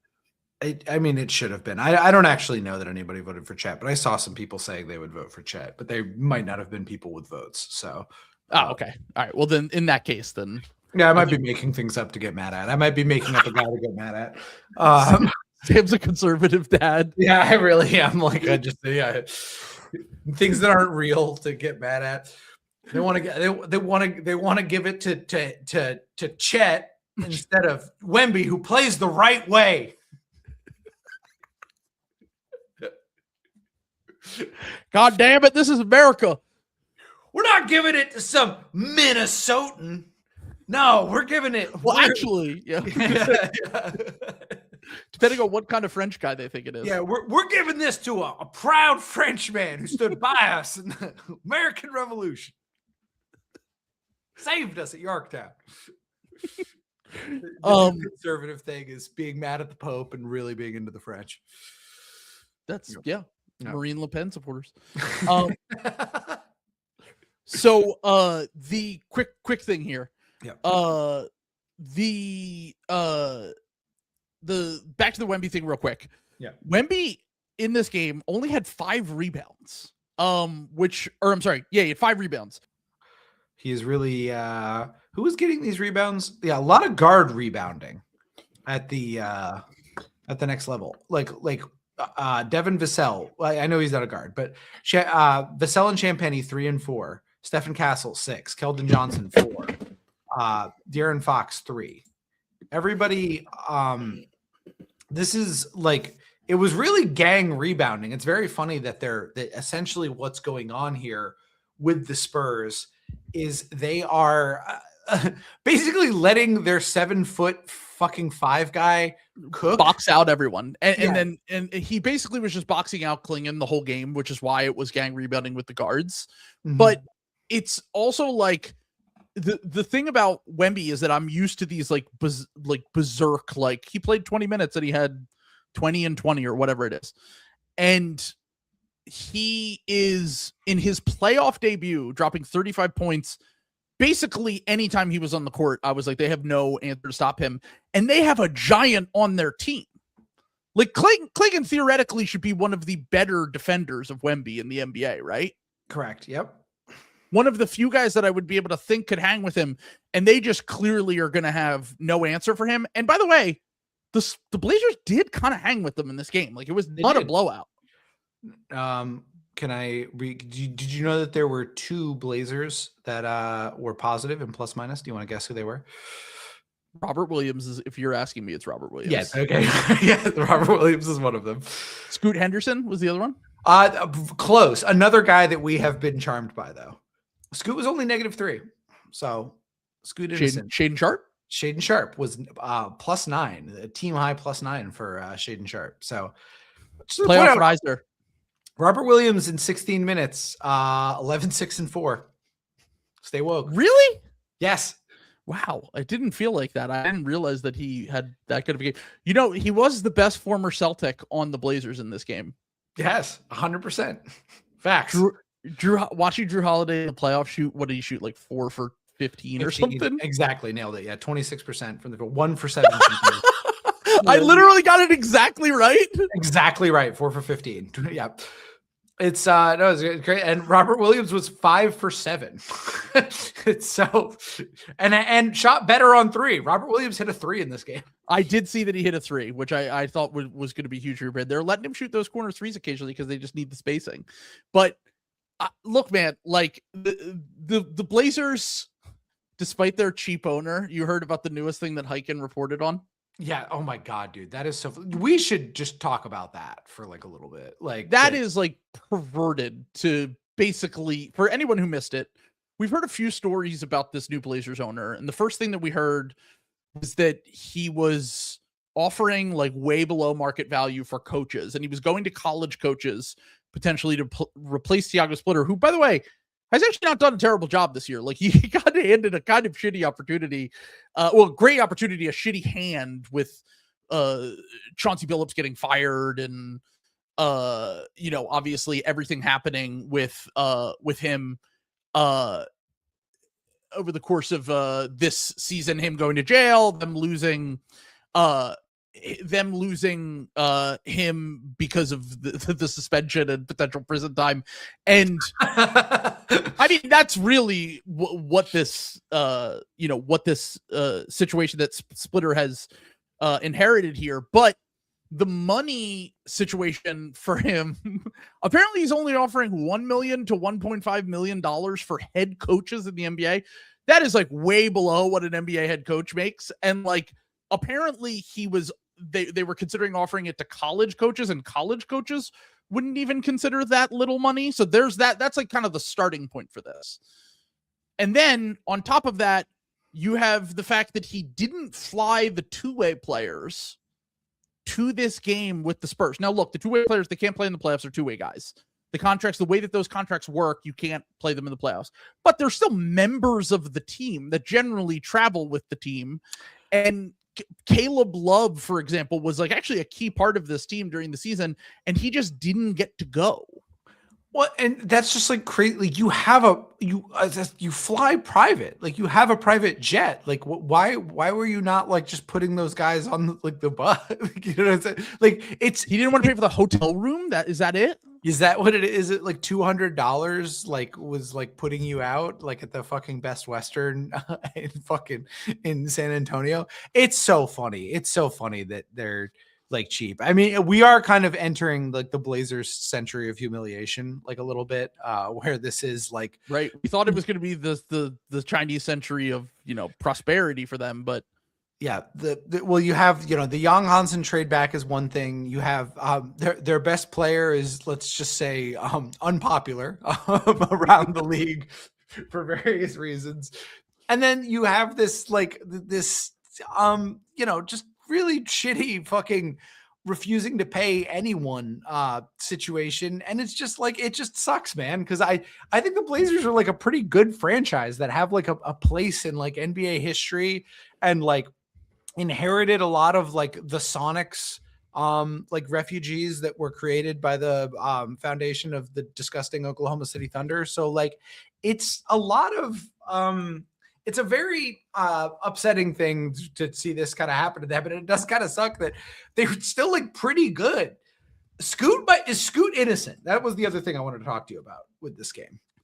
So I can't determine whether Scoot is innocent or we have just lowered the bar so much for him that we're just like, we always said, like, could he become like an Eric Bledsoe, or like, is there a role for him if all of the pre-draft stuff we thought that he was going to be doesn't turn out?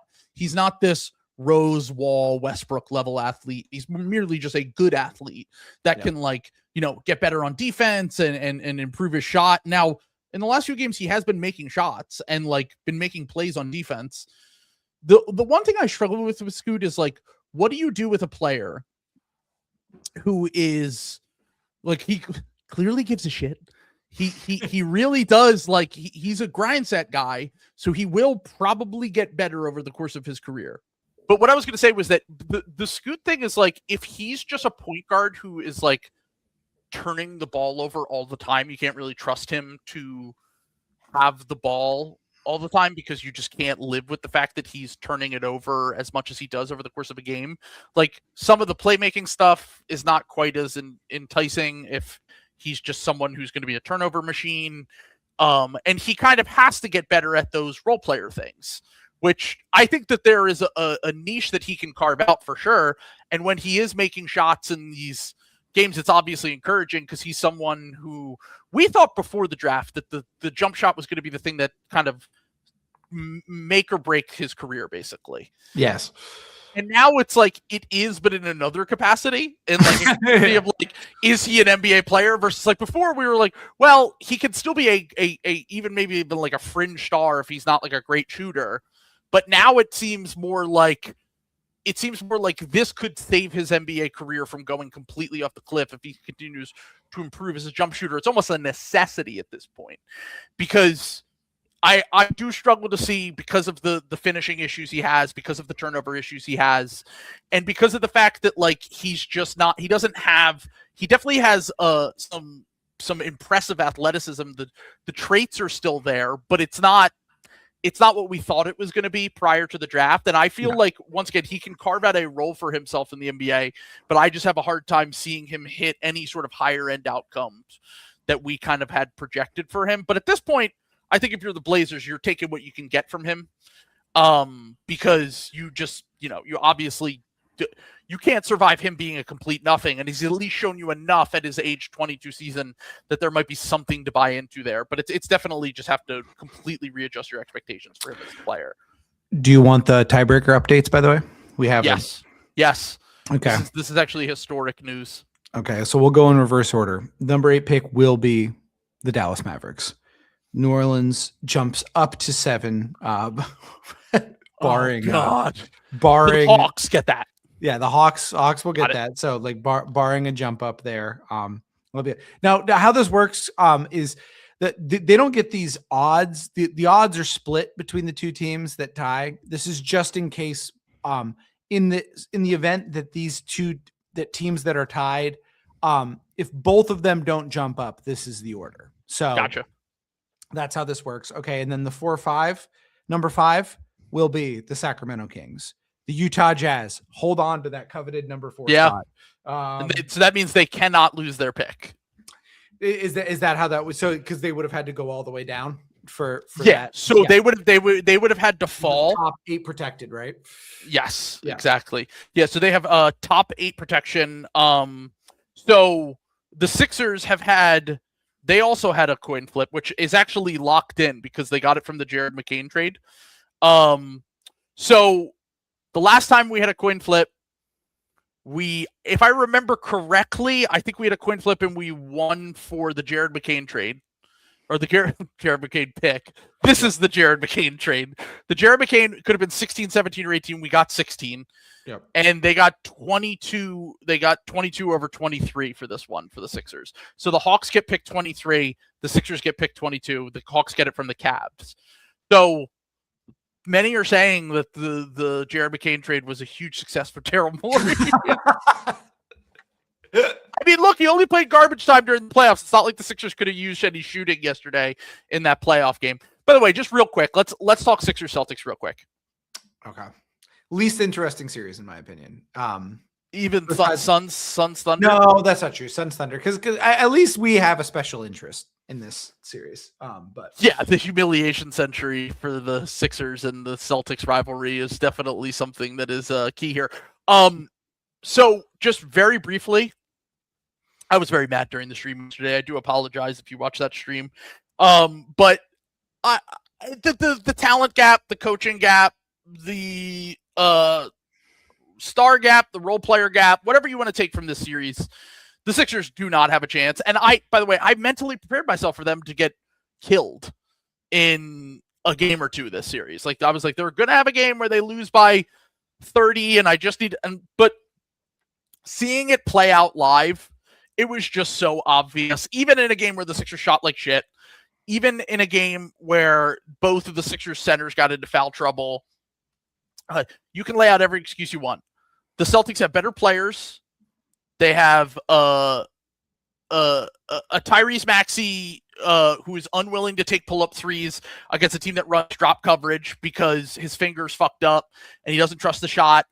And that was really their one chance to get the Celtics defense into rotation and potentially pull off an upset or two here and maybe push the game series to 5 or 6. I originally picked 5. You picked 4. And it looks like it's trending towards 4. I just can't imagine a scenario in which I don't think they'll play as poorly as they did yesterday in every game, but I can't imagine them stealing a game in this series. And Joel just started warming back up today. So, yeah, I just don't think I don't think it's worth bringing Joel back for any of this. Exactly. I think the mission for the Sixers here has to be like get VJ some reps. Is basically that's it. Like the mission statement here. Get VJ some reps. Get him feeling what this is, because I think VJ is going to be a very important part of Sixers playoff series, like for the future. I think he's a player that's built for the playoffs. I think he's going to be really important for the playoffs.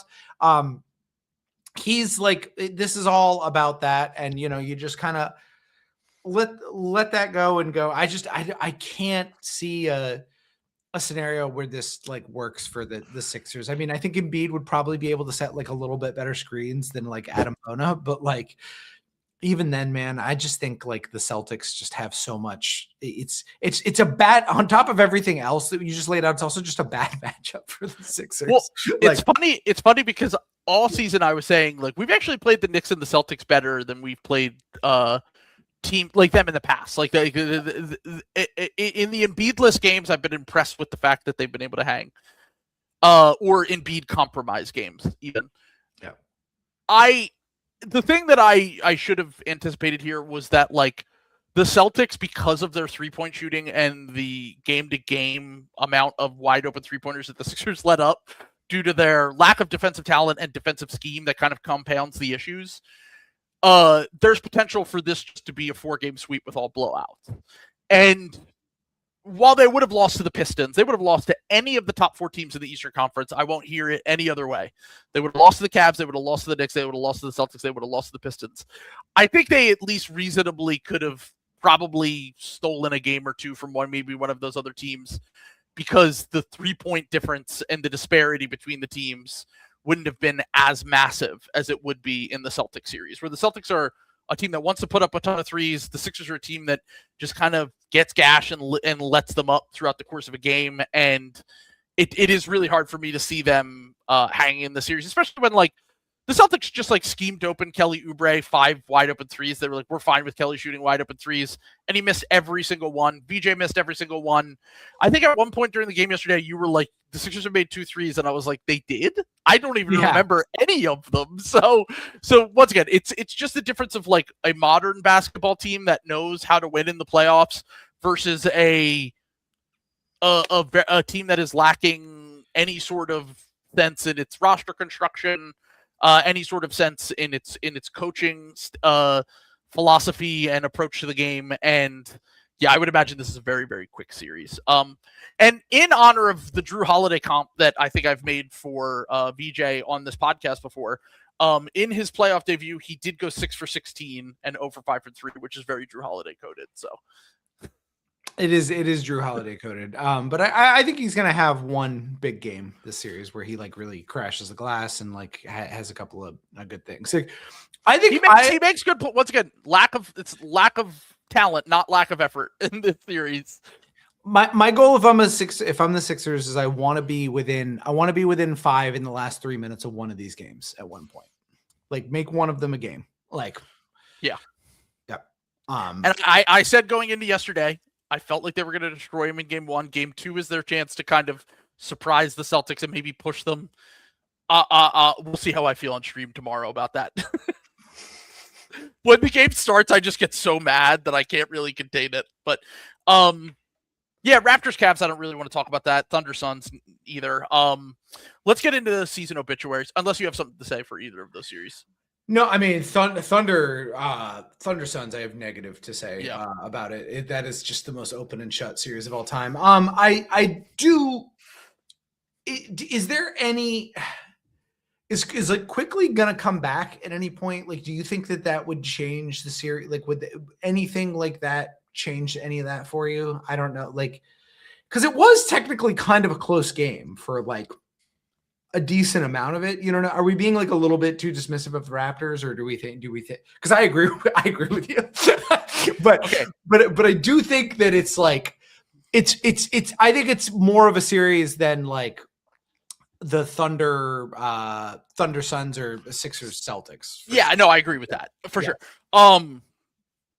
Okay, so here's where I get a little bit conflicted on this in terms of the Raptors making this series. Scotty Barnes made 3 threes in the first half, and Jamal Shed made 3 threes in the first half, I think, in that game. And it was like they lost the first half. Yeah. And I was like, they just don't have. We talked about the creation gap between these two teams, but they also just don't have the guys that can have these high. Like, really, if I were them, you just said the point of this series for the Sixers is to get VJ reps, right? Yeah. If I were the Raptors, I would be like, we have no chance to win this series. RJ Barrett's going to be off our team in a year. Like, are we really living and dying with Jakob Poeltl and RJ Barrett? They're not part of our future. I know we're probably stuck with Jakob because of the contract. Maybe we can try to finesse something out of this and give up picks to get off the contract to a tanking team or something like that. But this is really about, like, what do you have with Colin Murray-Boyles? What do you have with Jacoby Walter?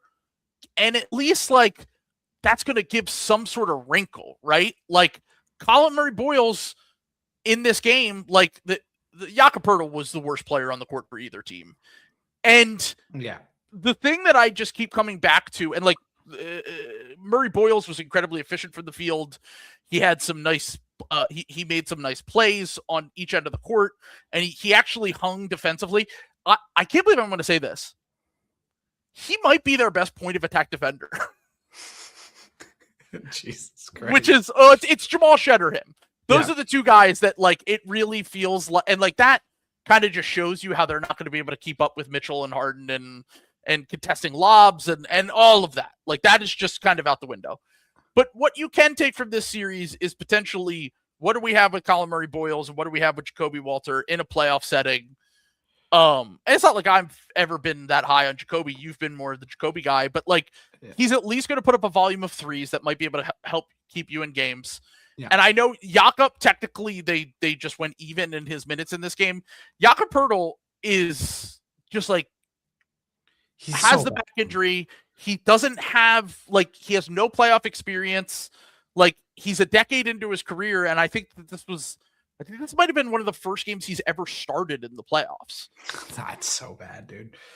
Like, he might have started for that Spurs team against the Nuggets, the Jokic Murray first year, but I think he was a backup for the Raptors the first time around. This is the first time he's made it back since. And I just want to see what I have with these guys and know who I can build with Scotty Barnes in a playoff context.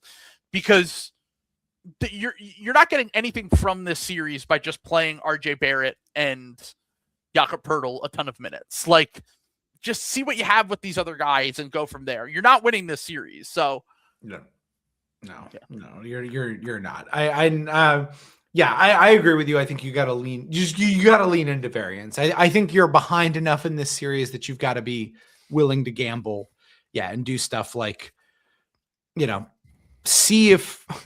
Like, he's probably can't play in this series and you'll probably get destroyed, but like, just at least see if Grady Dick and Jacoby Walter can like get something. Hot. Yeah. Something. Like, you have to have something. Right. Jamison Battle. Like, sure. We're talking about guys that will just do things that you need right now. And the guys that you have in RJ and Jakob are just like, they're not going to provide you with anything over the course of this series that you need to be additive around Scotty Barnes and Brandon Ingram to give yourselves a chance, especially if Emmanuel Quickley's out. If Emmanuel Quickley's out, this is four games. This is Jover. Okay, so let's get around to the obituaries for the play-in teams that lost. We haven't had a chance to talk about one of the most fun, surprising teams of the season, the podcast darlings, the Charlotte Hornets, who many in the Discord are calling them the greatest 9 seed of all time. Some are saying I called them before the season. I said they'd be the most competitive 13 seed of all time, and I feel very vindicated in that. They even exceeded your wildest expectations by. Do you remember that? You got so mad at me for insisting on talking about the Hornets that and the Pacers. I was like, you went 50-50 on that. One, they were just like done from the jump, and then the other one was the Hornets, which was a good call. Like they were actually extremely competitive for what I thought they were going to be coming into the year.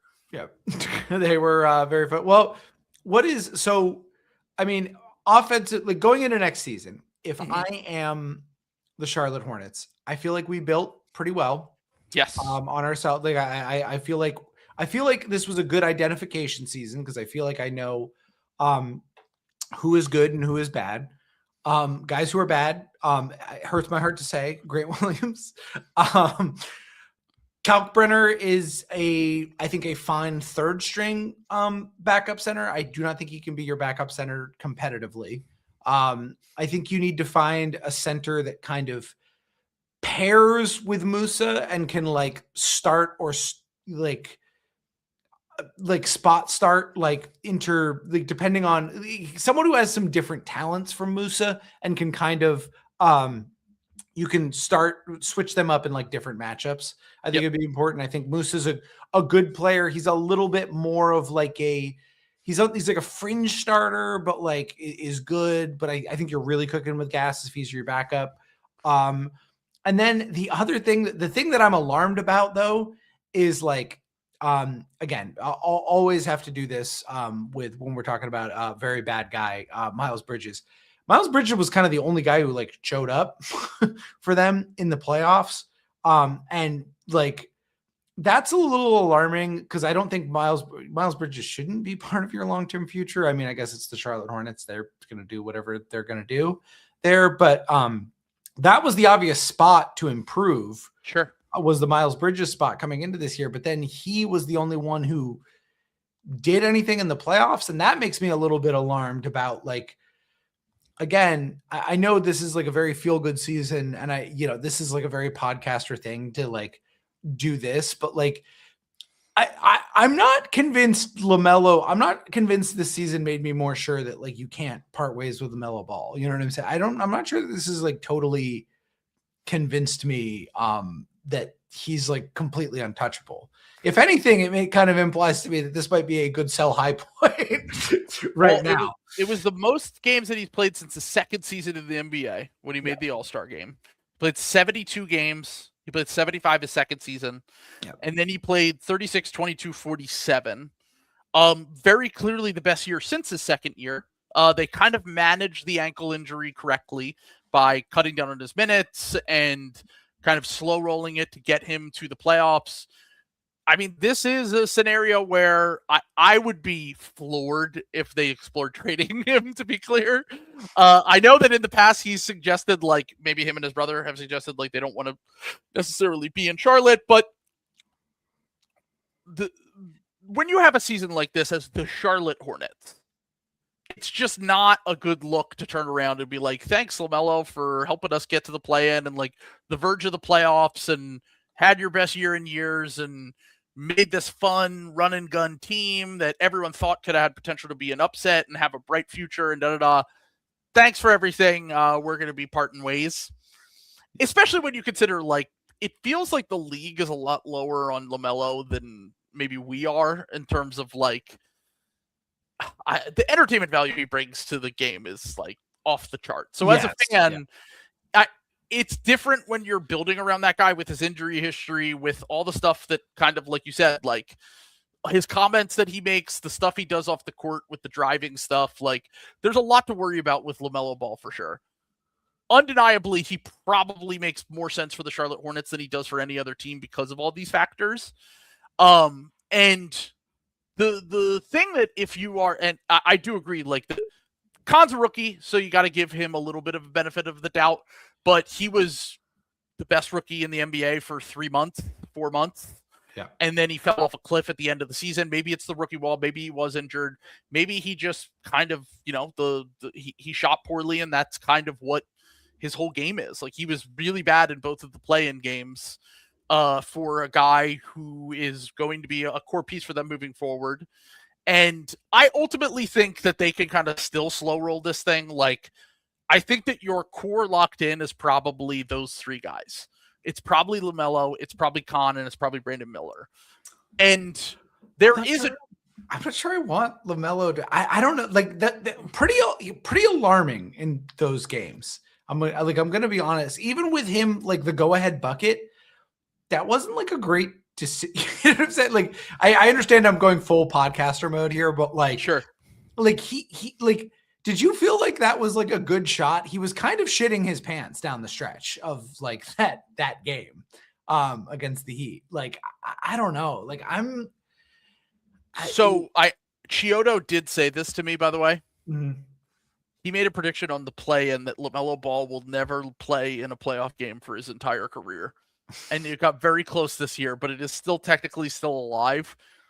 I understand what you're saying, but also your expectation for what the Charlotte Hornets are versus like a team that builds to win championships or make deep runs. It just feels like it's very different when you have like the fans were so happy with this season. You know what I mean? Yeah. Like they would have been over the moon to get into the playoffs and get destroyed by the Pistons even in the first round. Like, I do think that if you have a guy who is as good as LaMelo, even with his flaws, you probably have to see this thing through, even if it's a tough decision to make because of just the erraticness of everything on and off the court. Yeah, and I just my concern is like I could just see this. I can see them going right back to being like 8th pick in the draft again next year. You know what I'm saying? I think when you're not taking everybody by surprise, you know, they're not gonna. I mean, they're gonna be able to add like a real talented player, but they have two. They have 2 picks. They have the Orlando pick and they have their own pick. The Orlando pick's one of those weird, like they have like the third of four teams type thing, but that's the 18th pick and the 14th pick right now. So they have two picks there. The tough thing for them in this draft is this is such a guard heavy draft that it's the only thing they don't need. That's exactly what I was just going to say. I think Will was giving me shit for talking about trading down the other one. I think the Hornets are a trade up team for Mara. Like, why kind of need someone like that? Yeah. Like what are they going to do with like another guard? You know what I'm saying? Like, I think you and I like both love like LeBaron Philon, who will probably be in the range for like those picks, or maybe not. Maybe he moves up in the process, but like what are you going to do with that? Like in some of these things, like, I don't know, maybe they just take 2 swings. I don't even know. I haven't been kind of paying attention to how guys are like rising and falling. So I don't actually know like what the ranges are right now. Maybe it's not as bad as I think. But I also don't think you could take anything from this time period anyway. Like, it's like, think about every year how far guys fall and how fast guys rise in the draft process. At this time last year, we were talking about Cedric Howard as a 2nd round pick. Yeah, I mean, I guess that's true. Like, and there's some guys here. There's I think you're high on Stambach, right? I like him a lot. He would be interesting for them.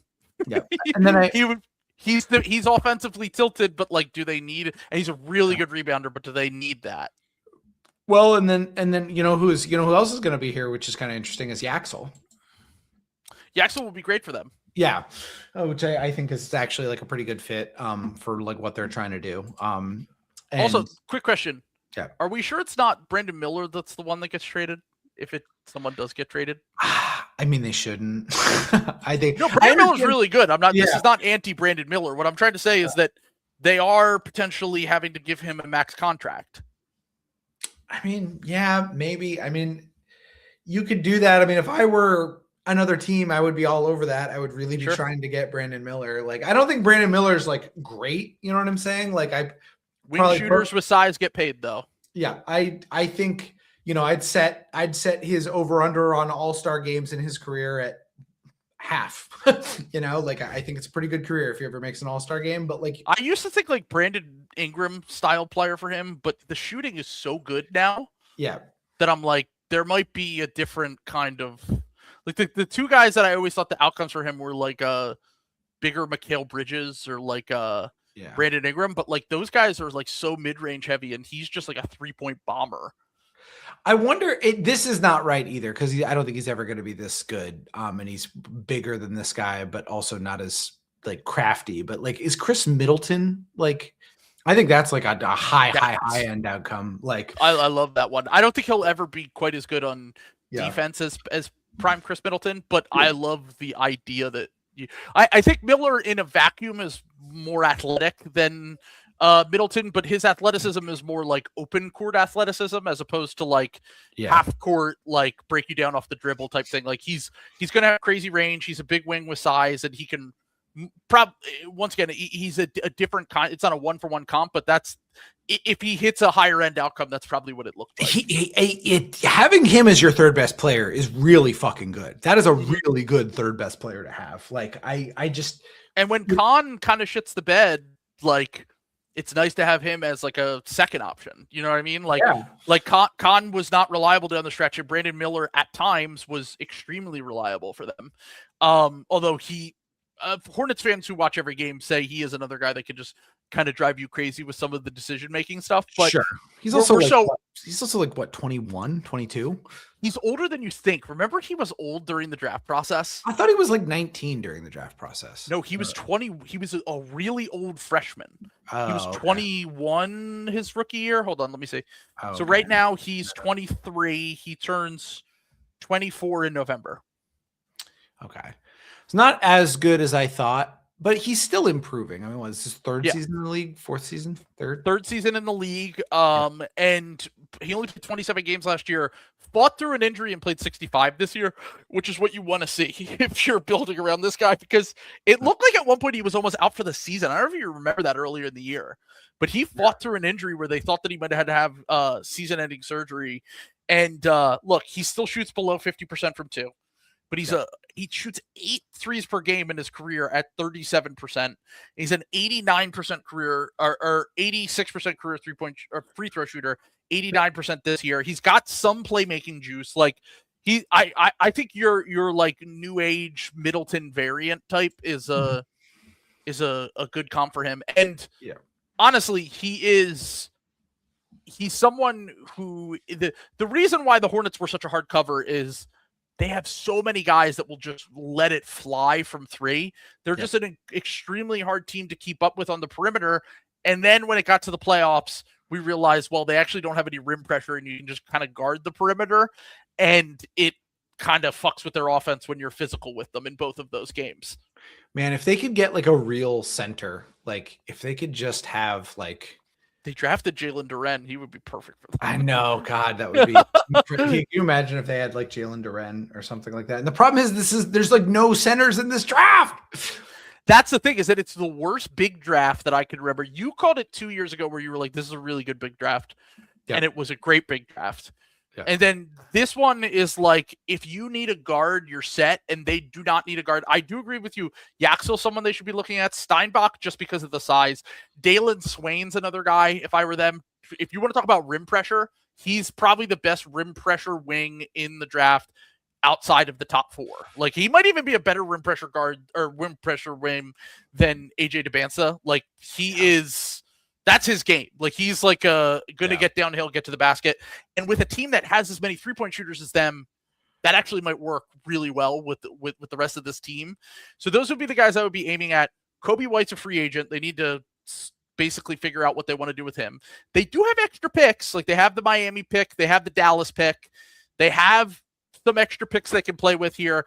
And they have a lot of expiring contracts with Josh Green. They have Grant Williams. I don't know if those are exactly expiring, but they're winding down. And then they have the Miles Bridges deal, which you just explained. And I think that if you're going to make a big swing in the offseason, they have the ammo. And they've talked about wanting to like push in chips to try to compete now. I don't think it's the worst thing in the world to try, because the East is going to be even better next year with the Pacers coming back. I think what they should do if this Wizards thing is a disaster, I think they should be asking, depending on how he looks, asking about Anthony Davis at the what's going on with that deadline. I don't know. His comments are all like, I don't know. I don't really want to be here. And I'm like, you're like 33 years old, and like, Yeah, sorry, bro. You don't get to pick anymore. That part of your career is over. Yeah, Unfortunately. like you were him for 10 Yeah. years and everyone respected any wish that you had, but like you didn't want to stay with the Mavericks because they didn't want to pay you, very rightfully so, because you don't play and they're building around Cooper Flag. And then you get traded to a team that, like, look, I've not thought that they've done a great job, but like they're at least making moves to be competitive next year. And like they have you in mind when they're making these kind of moves, I'm sure.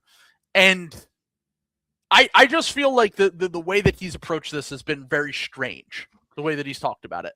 Yeah. We'll get ready to learn Charlotte, buddy. Like, yeah, they need that.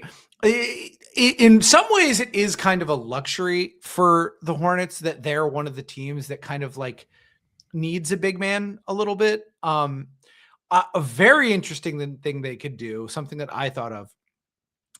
If this Knicks thing is a disaster and the rumors are out there, what we do, what about a cat?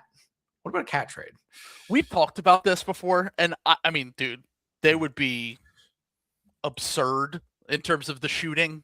Yeah. Like, I don't even know how you guard any of that, but I just think that the Knicks, if they're trading Cat, I just feel like they're getting Giannis. Like, are the Hornets the third team in a trade like that? Maybe that's what I'm saying. Maybe they are. Maybe that's where it becomes more interesting to me, where it's like, and I never know with Cat, dude. Like, I'm just like, this guy, as you've pointed out, he is the Jekyll and Hyde of the NBA. It's like insane, dude. I can't believe so many times I've watched the Knicks game and I'm like, they should be up 30 and they can't because Cat will not stop bozoing. And then like a quarter later, he's the best player in the NBA. It's insane. It's so insane. funny to watch that happen. Yeah. But also the ceiling with Cat is so high offensively. Where the games where it's just like he's a mismatch and like the Hawks aren't helping off guys and he's just driving to the basket at will and either scoring or getting fouled against smaller defenders, which is kind of his whole thing.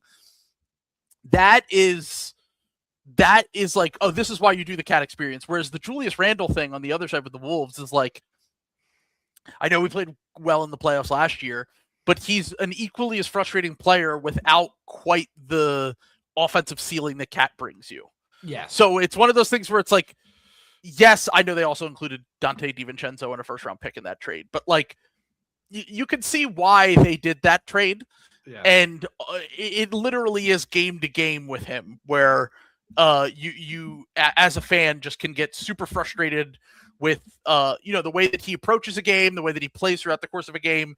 And then he reminds you, like he did in the Pistons series last year, like he did in the Celtics series at times last year, like he's doing so far in the Hawks series, why he is worth all of the trouble sometimes. But I think he ultimately determines their ceiling. And if they are sick of it and they make a run after Giannis this offseason, if they lose to the second round, the Celtics or something, then I think the Hornets would be a very interesting Cat team, especially because you could put Diabate you can put Cat at the 4 technically, and then you have Diabate, like he could still start in that scenario.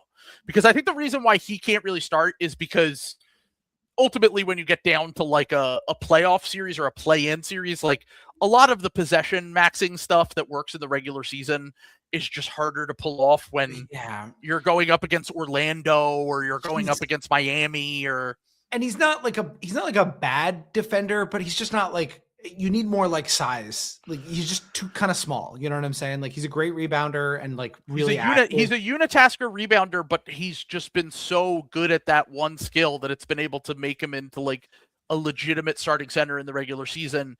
I do wonder in a playoff context if that goes away. But then again, like Cat is also a really good rebounder. Cat's a great shooter. Like that would be the best 1-4 shooting that we've ever seen in the history of the NBA if they did that, with Musa just being the dirty work guy at the 5.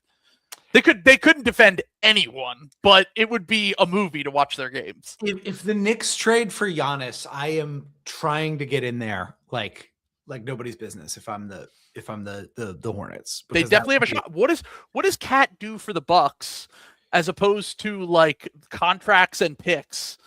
Although I guess you would have to give up Brandon Miller in that scenario, but I don't know. Would you? I think I would. In that, if I want to be good, Cat. You know what I'm saying? Yeah, for Cat, I think I would for Cat. Because no, I do really like Brandon Miller. I mean, if you could trade, God, the problem is like point guards. There's so many point guards. You know what I'm saying? Just the opportunity cost. I keep coming back to LaMelo, like not being the one that like doesn't make sense. I understand he's excellent. Like he's an excellent player. He's just kind of a bozo sometimes, and like you have to get someone to replace him though. Like it's like he's not like Khan isn't scaling up to the first option. No, Miller isn't like so. Like you'd have to get someone.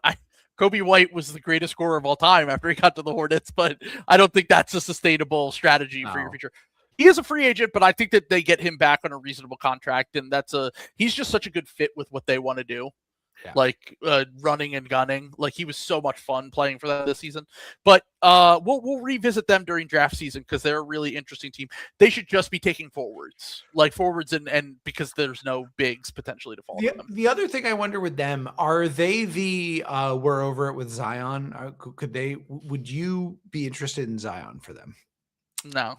Okay, you're out. Just kind of like the Zion thing is just so depressing, dude. Like, yeah. I mean, we've talked about the LaMelo Zion challenge trade in the past, and I'm like, you wouldn't do that now. No, you wouldn't. No, absolutely not. No. So it's just not really something that's realistic. So, let's talk about the Warriors real quick before we get out of here. They lost after we were. They're so fucked, dude. So fucked. But this is a better scenario for them than getting in and getting eviscerated by the Thunder. Kind of, because they have their own pick. Did they have their own pick? They have the 11th pick. Yeah. Okay. Yeah. Okay. So they can do like a little. By the way, I just did a simulation on Tankathon. Yeah. The Hornets jumped up to get Caleb Wilson at 4. Oh my God! Here's the perfect fit. Oh, that would be so good, dude. North Carolina 4, athletic, good potential to be a defensive beast, can kind of just like play off of LaMelo. Look, I don't want to hand it to ISIL. But the jump up does make the draft lottery like a little bit more interesting. The flattened odds, like the fact that that's like not insane. Dude, next year we're going to be locked in on draft lottery night. The 7 seed in the East and West are going to have a chance to jump up. That's so crazy, dude. That's so crazy. Oh my God. It's the only reason I think you might be fine to do middle out builds from now on. But anyway, so by the way, they have $176 million on the books for next year. So they're already over the cap, but that's, I think, 8 players. That's Steph, Jimmy, Draymond, Moses Moody, Al Horford's player option, which he's probably picking up because it's 5.9. Pods, which is a team option, but it would be insane if they didn't pick that up. And Melton and Will Richard. Nobody else is under contract for next year. No one else on the roster. Guy Santos. Oh, no, wait. Sorry. They haven't updated Guy Santos' contract extension. So Guy Santos Guy Santos got a contract extension, and Porzingis is a free agent. Yes. So my guess is a free agent. Gary Payton's a free agent. Quentin Post is a free agent. I forgot Post was a free agent. Pat Spencer is a free agent. Like, what the fuck? What is their team even going to look like? Oh, let's get this out of the way. Yeah. They're salary dumping Draymond. I think you got to do something like that, probably. I think it's over. He basically said on his podcast he thinks that Steve Kerr's done and that he thinks this era is over. Speaking of the Hornets, is that oh my God. Like, my God. And then you get a shot at Steph Curry, and like maybe you start setting the table for Steph Curry as well. Like Bill's fruition comes through here finally. Oh my God, dude. I mean, Bill's been saying this for like 5 years. I'm like, who told you this? So, I mean, it's probably someone told him something somewhere. I don't know. Like Draymond, let's just say, like, I do think Draymond would like both fit like kind of the Hornets personality, but also kind of like level it up. You know what I'm saying? Yeah. Like, cause they are like, the Hornets do have a lot of bozos, you know what I'm saying? But and Draymond is kind of like the most serious bozo, you know what I'm saying?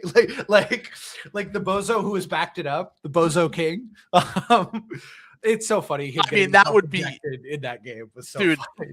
It was so funny because afterwards they asked Devin Booker and he was like, "Yeah, that's Draymond." Like, I don't know, like, duh, like he's obviously he he's gonna do yeah. that. Yeah. They were like, someone said he's never had a cold shower in his life. So funny. That's a really good So yeah, no, I mean that would be, oh my God, LaMelo and Draymond and oh Jesus Christ, I don't even want to think about that. But in theory, sure, something like that. Like once again, the thought that everyone has had is that he'll just get salary dumped to the Lakers because the Lakers have a little bit of cap space and they could probably trade someone to open up enough to take Draymond into space, and maybe LeBron stays if that's the case. LeBron has also been attached to them. A year ago, we always laughed at the fact that we're like, they don't have enough for Giannis, and they still don't. I'm not saying they do, but seeing how old this team is and how injured everyone is, like, do you think the Bucks are just like, okay, we gotta, like, if we do a pick haul, like they have all their picks, and like I know we've talked about like if you're valuing teams' future picks, like who would be better than, because they're gonna have no one to put with Giannis. I just don't think they can do it. Well, I mean, it's a disaster for the Warriors. You know what I'm saying? Because you also have to match salary. Like, so yeah, there's just no way. This isn't realistic. Yeah, you'd have to send Jimmy. Like, yeah, they're not doing that. Yeah, apparently they're like Jimmy and Steph next year. It's like, but like Jimmy's coming off a torn ACL and he's like 36, 37. Yeah, he's 36. Yeah, he's gonna be 37. Yeah, so it's just they're done. This is over. Turbo done. They're turbo done. Like if they want to do right by Steph's never going to ask out, but they should open the conversations and just be like, hey, do you want like 2 more years of like victory laps? Yeah. Well, the victory laps here, or do you want to go like play for the, we'll help you. You know what I'm saying? Who would be the team though? Like, because like let's just say the Hornets thing is like not. Do you want to go to the Blazers? That would be very funny if Dame was. it just kicked Dame out. Oh my God! Yeah, they're gonna to bring Steph Curry in for 2 years of. I mean, he could help anyone. It's more just about like the set. Who's got the salary options? I mean, like the Suns would be like a very funny. Like one to do that for, like they just swap their Jalen Green placeholder for Steph. They don't Curry. have anything other than like if you're the Warriors and you're actually entertaining Steph Curry trades for the first time, you have to be looking at either a young player or like picks, and they don't really have either. I don't think I would trade a ton of picks for like Steph Curry though, which is why he's probably going to stay there because I think it's just a better. Well, the one team I think that would be like Pat Riley is going to die soon, and if we miss out on Giannis, Tyler Hero, that would probably work. I'm going to be honest, that would probably work. Yeah, it would be demonic, but it would work. Steph, giving Eric Spoelstra Steph, like that is really like the final. Yeah, that's pretty piece evil. For like that is. I've heard them connected. Like people have theorized like they could go after Kawhi if they miss out on Giannis. I'm like Steph would be the one that would be like, it would be a movie. That'd be crazy. I mean, a lot of let's just say there's laxer laws about what you can do zoning wise. There are no laws. Florida. There's nothing. Florida. It's anarchy. Watch the show Neighbors on HBO if you want to get a good idea of what it's like there. I watched 2 episodes. I watched the whole season. Florida is not a real place. Shout out to anyone who listens to the podcast that lives in Florida. You are God's strongest soldier. If you're a normal person who lives in Florida, it is something else. Few and far between. One of our strangest places. Yes. Yeah. I mean, long story short, the Warriors are just turbo fucked here. I mean, I think I would just kind of let it go. I would just kind of bring everyone back for one more time. If somebody will give me something for Draymond, great. Sure. But like, I think you just do one last ride. Let Steph make his decisions and start rebuilding the next. That you try to get someone good. Just try to get someone good in this next draft. Don't think they have a pick or anything. Like just draft the best player available. And they've done a really good job, like drafting. Yeah, they could draft a guard. They could draft the and Dunleavy got an extension today. There you go. As well deserved, by the way. I think. I think he's done a good job. He Yeah. just got dealt a really shitty hand. Yeah, like I think he's done the best case scenario. Bob Myers should be thrown into a volcano. Like it's crazy. I'm so happy I don't have to listen to him anymore. that seems to have gone away. Oh God, he might run the Sixers at some point. Please. Oh my God. Pray dude. for us. Yeah, Pray for us. I would feel so bad for you guys if that happened, because he is truly one of the, like, nobody has ever gotten luckier in the history of the world than that man. Exactly. Yeah. All right. Thank you for hanging with us today. If you made it, playoffs are here, baby. Patreon episode later in the week. I'll try to stream tomorrow night. We'll see if I make it through the fucking stream. Oh God. All right. Talk soon. Peace. Peace. Oh.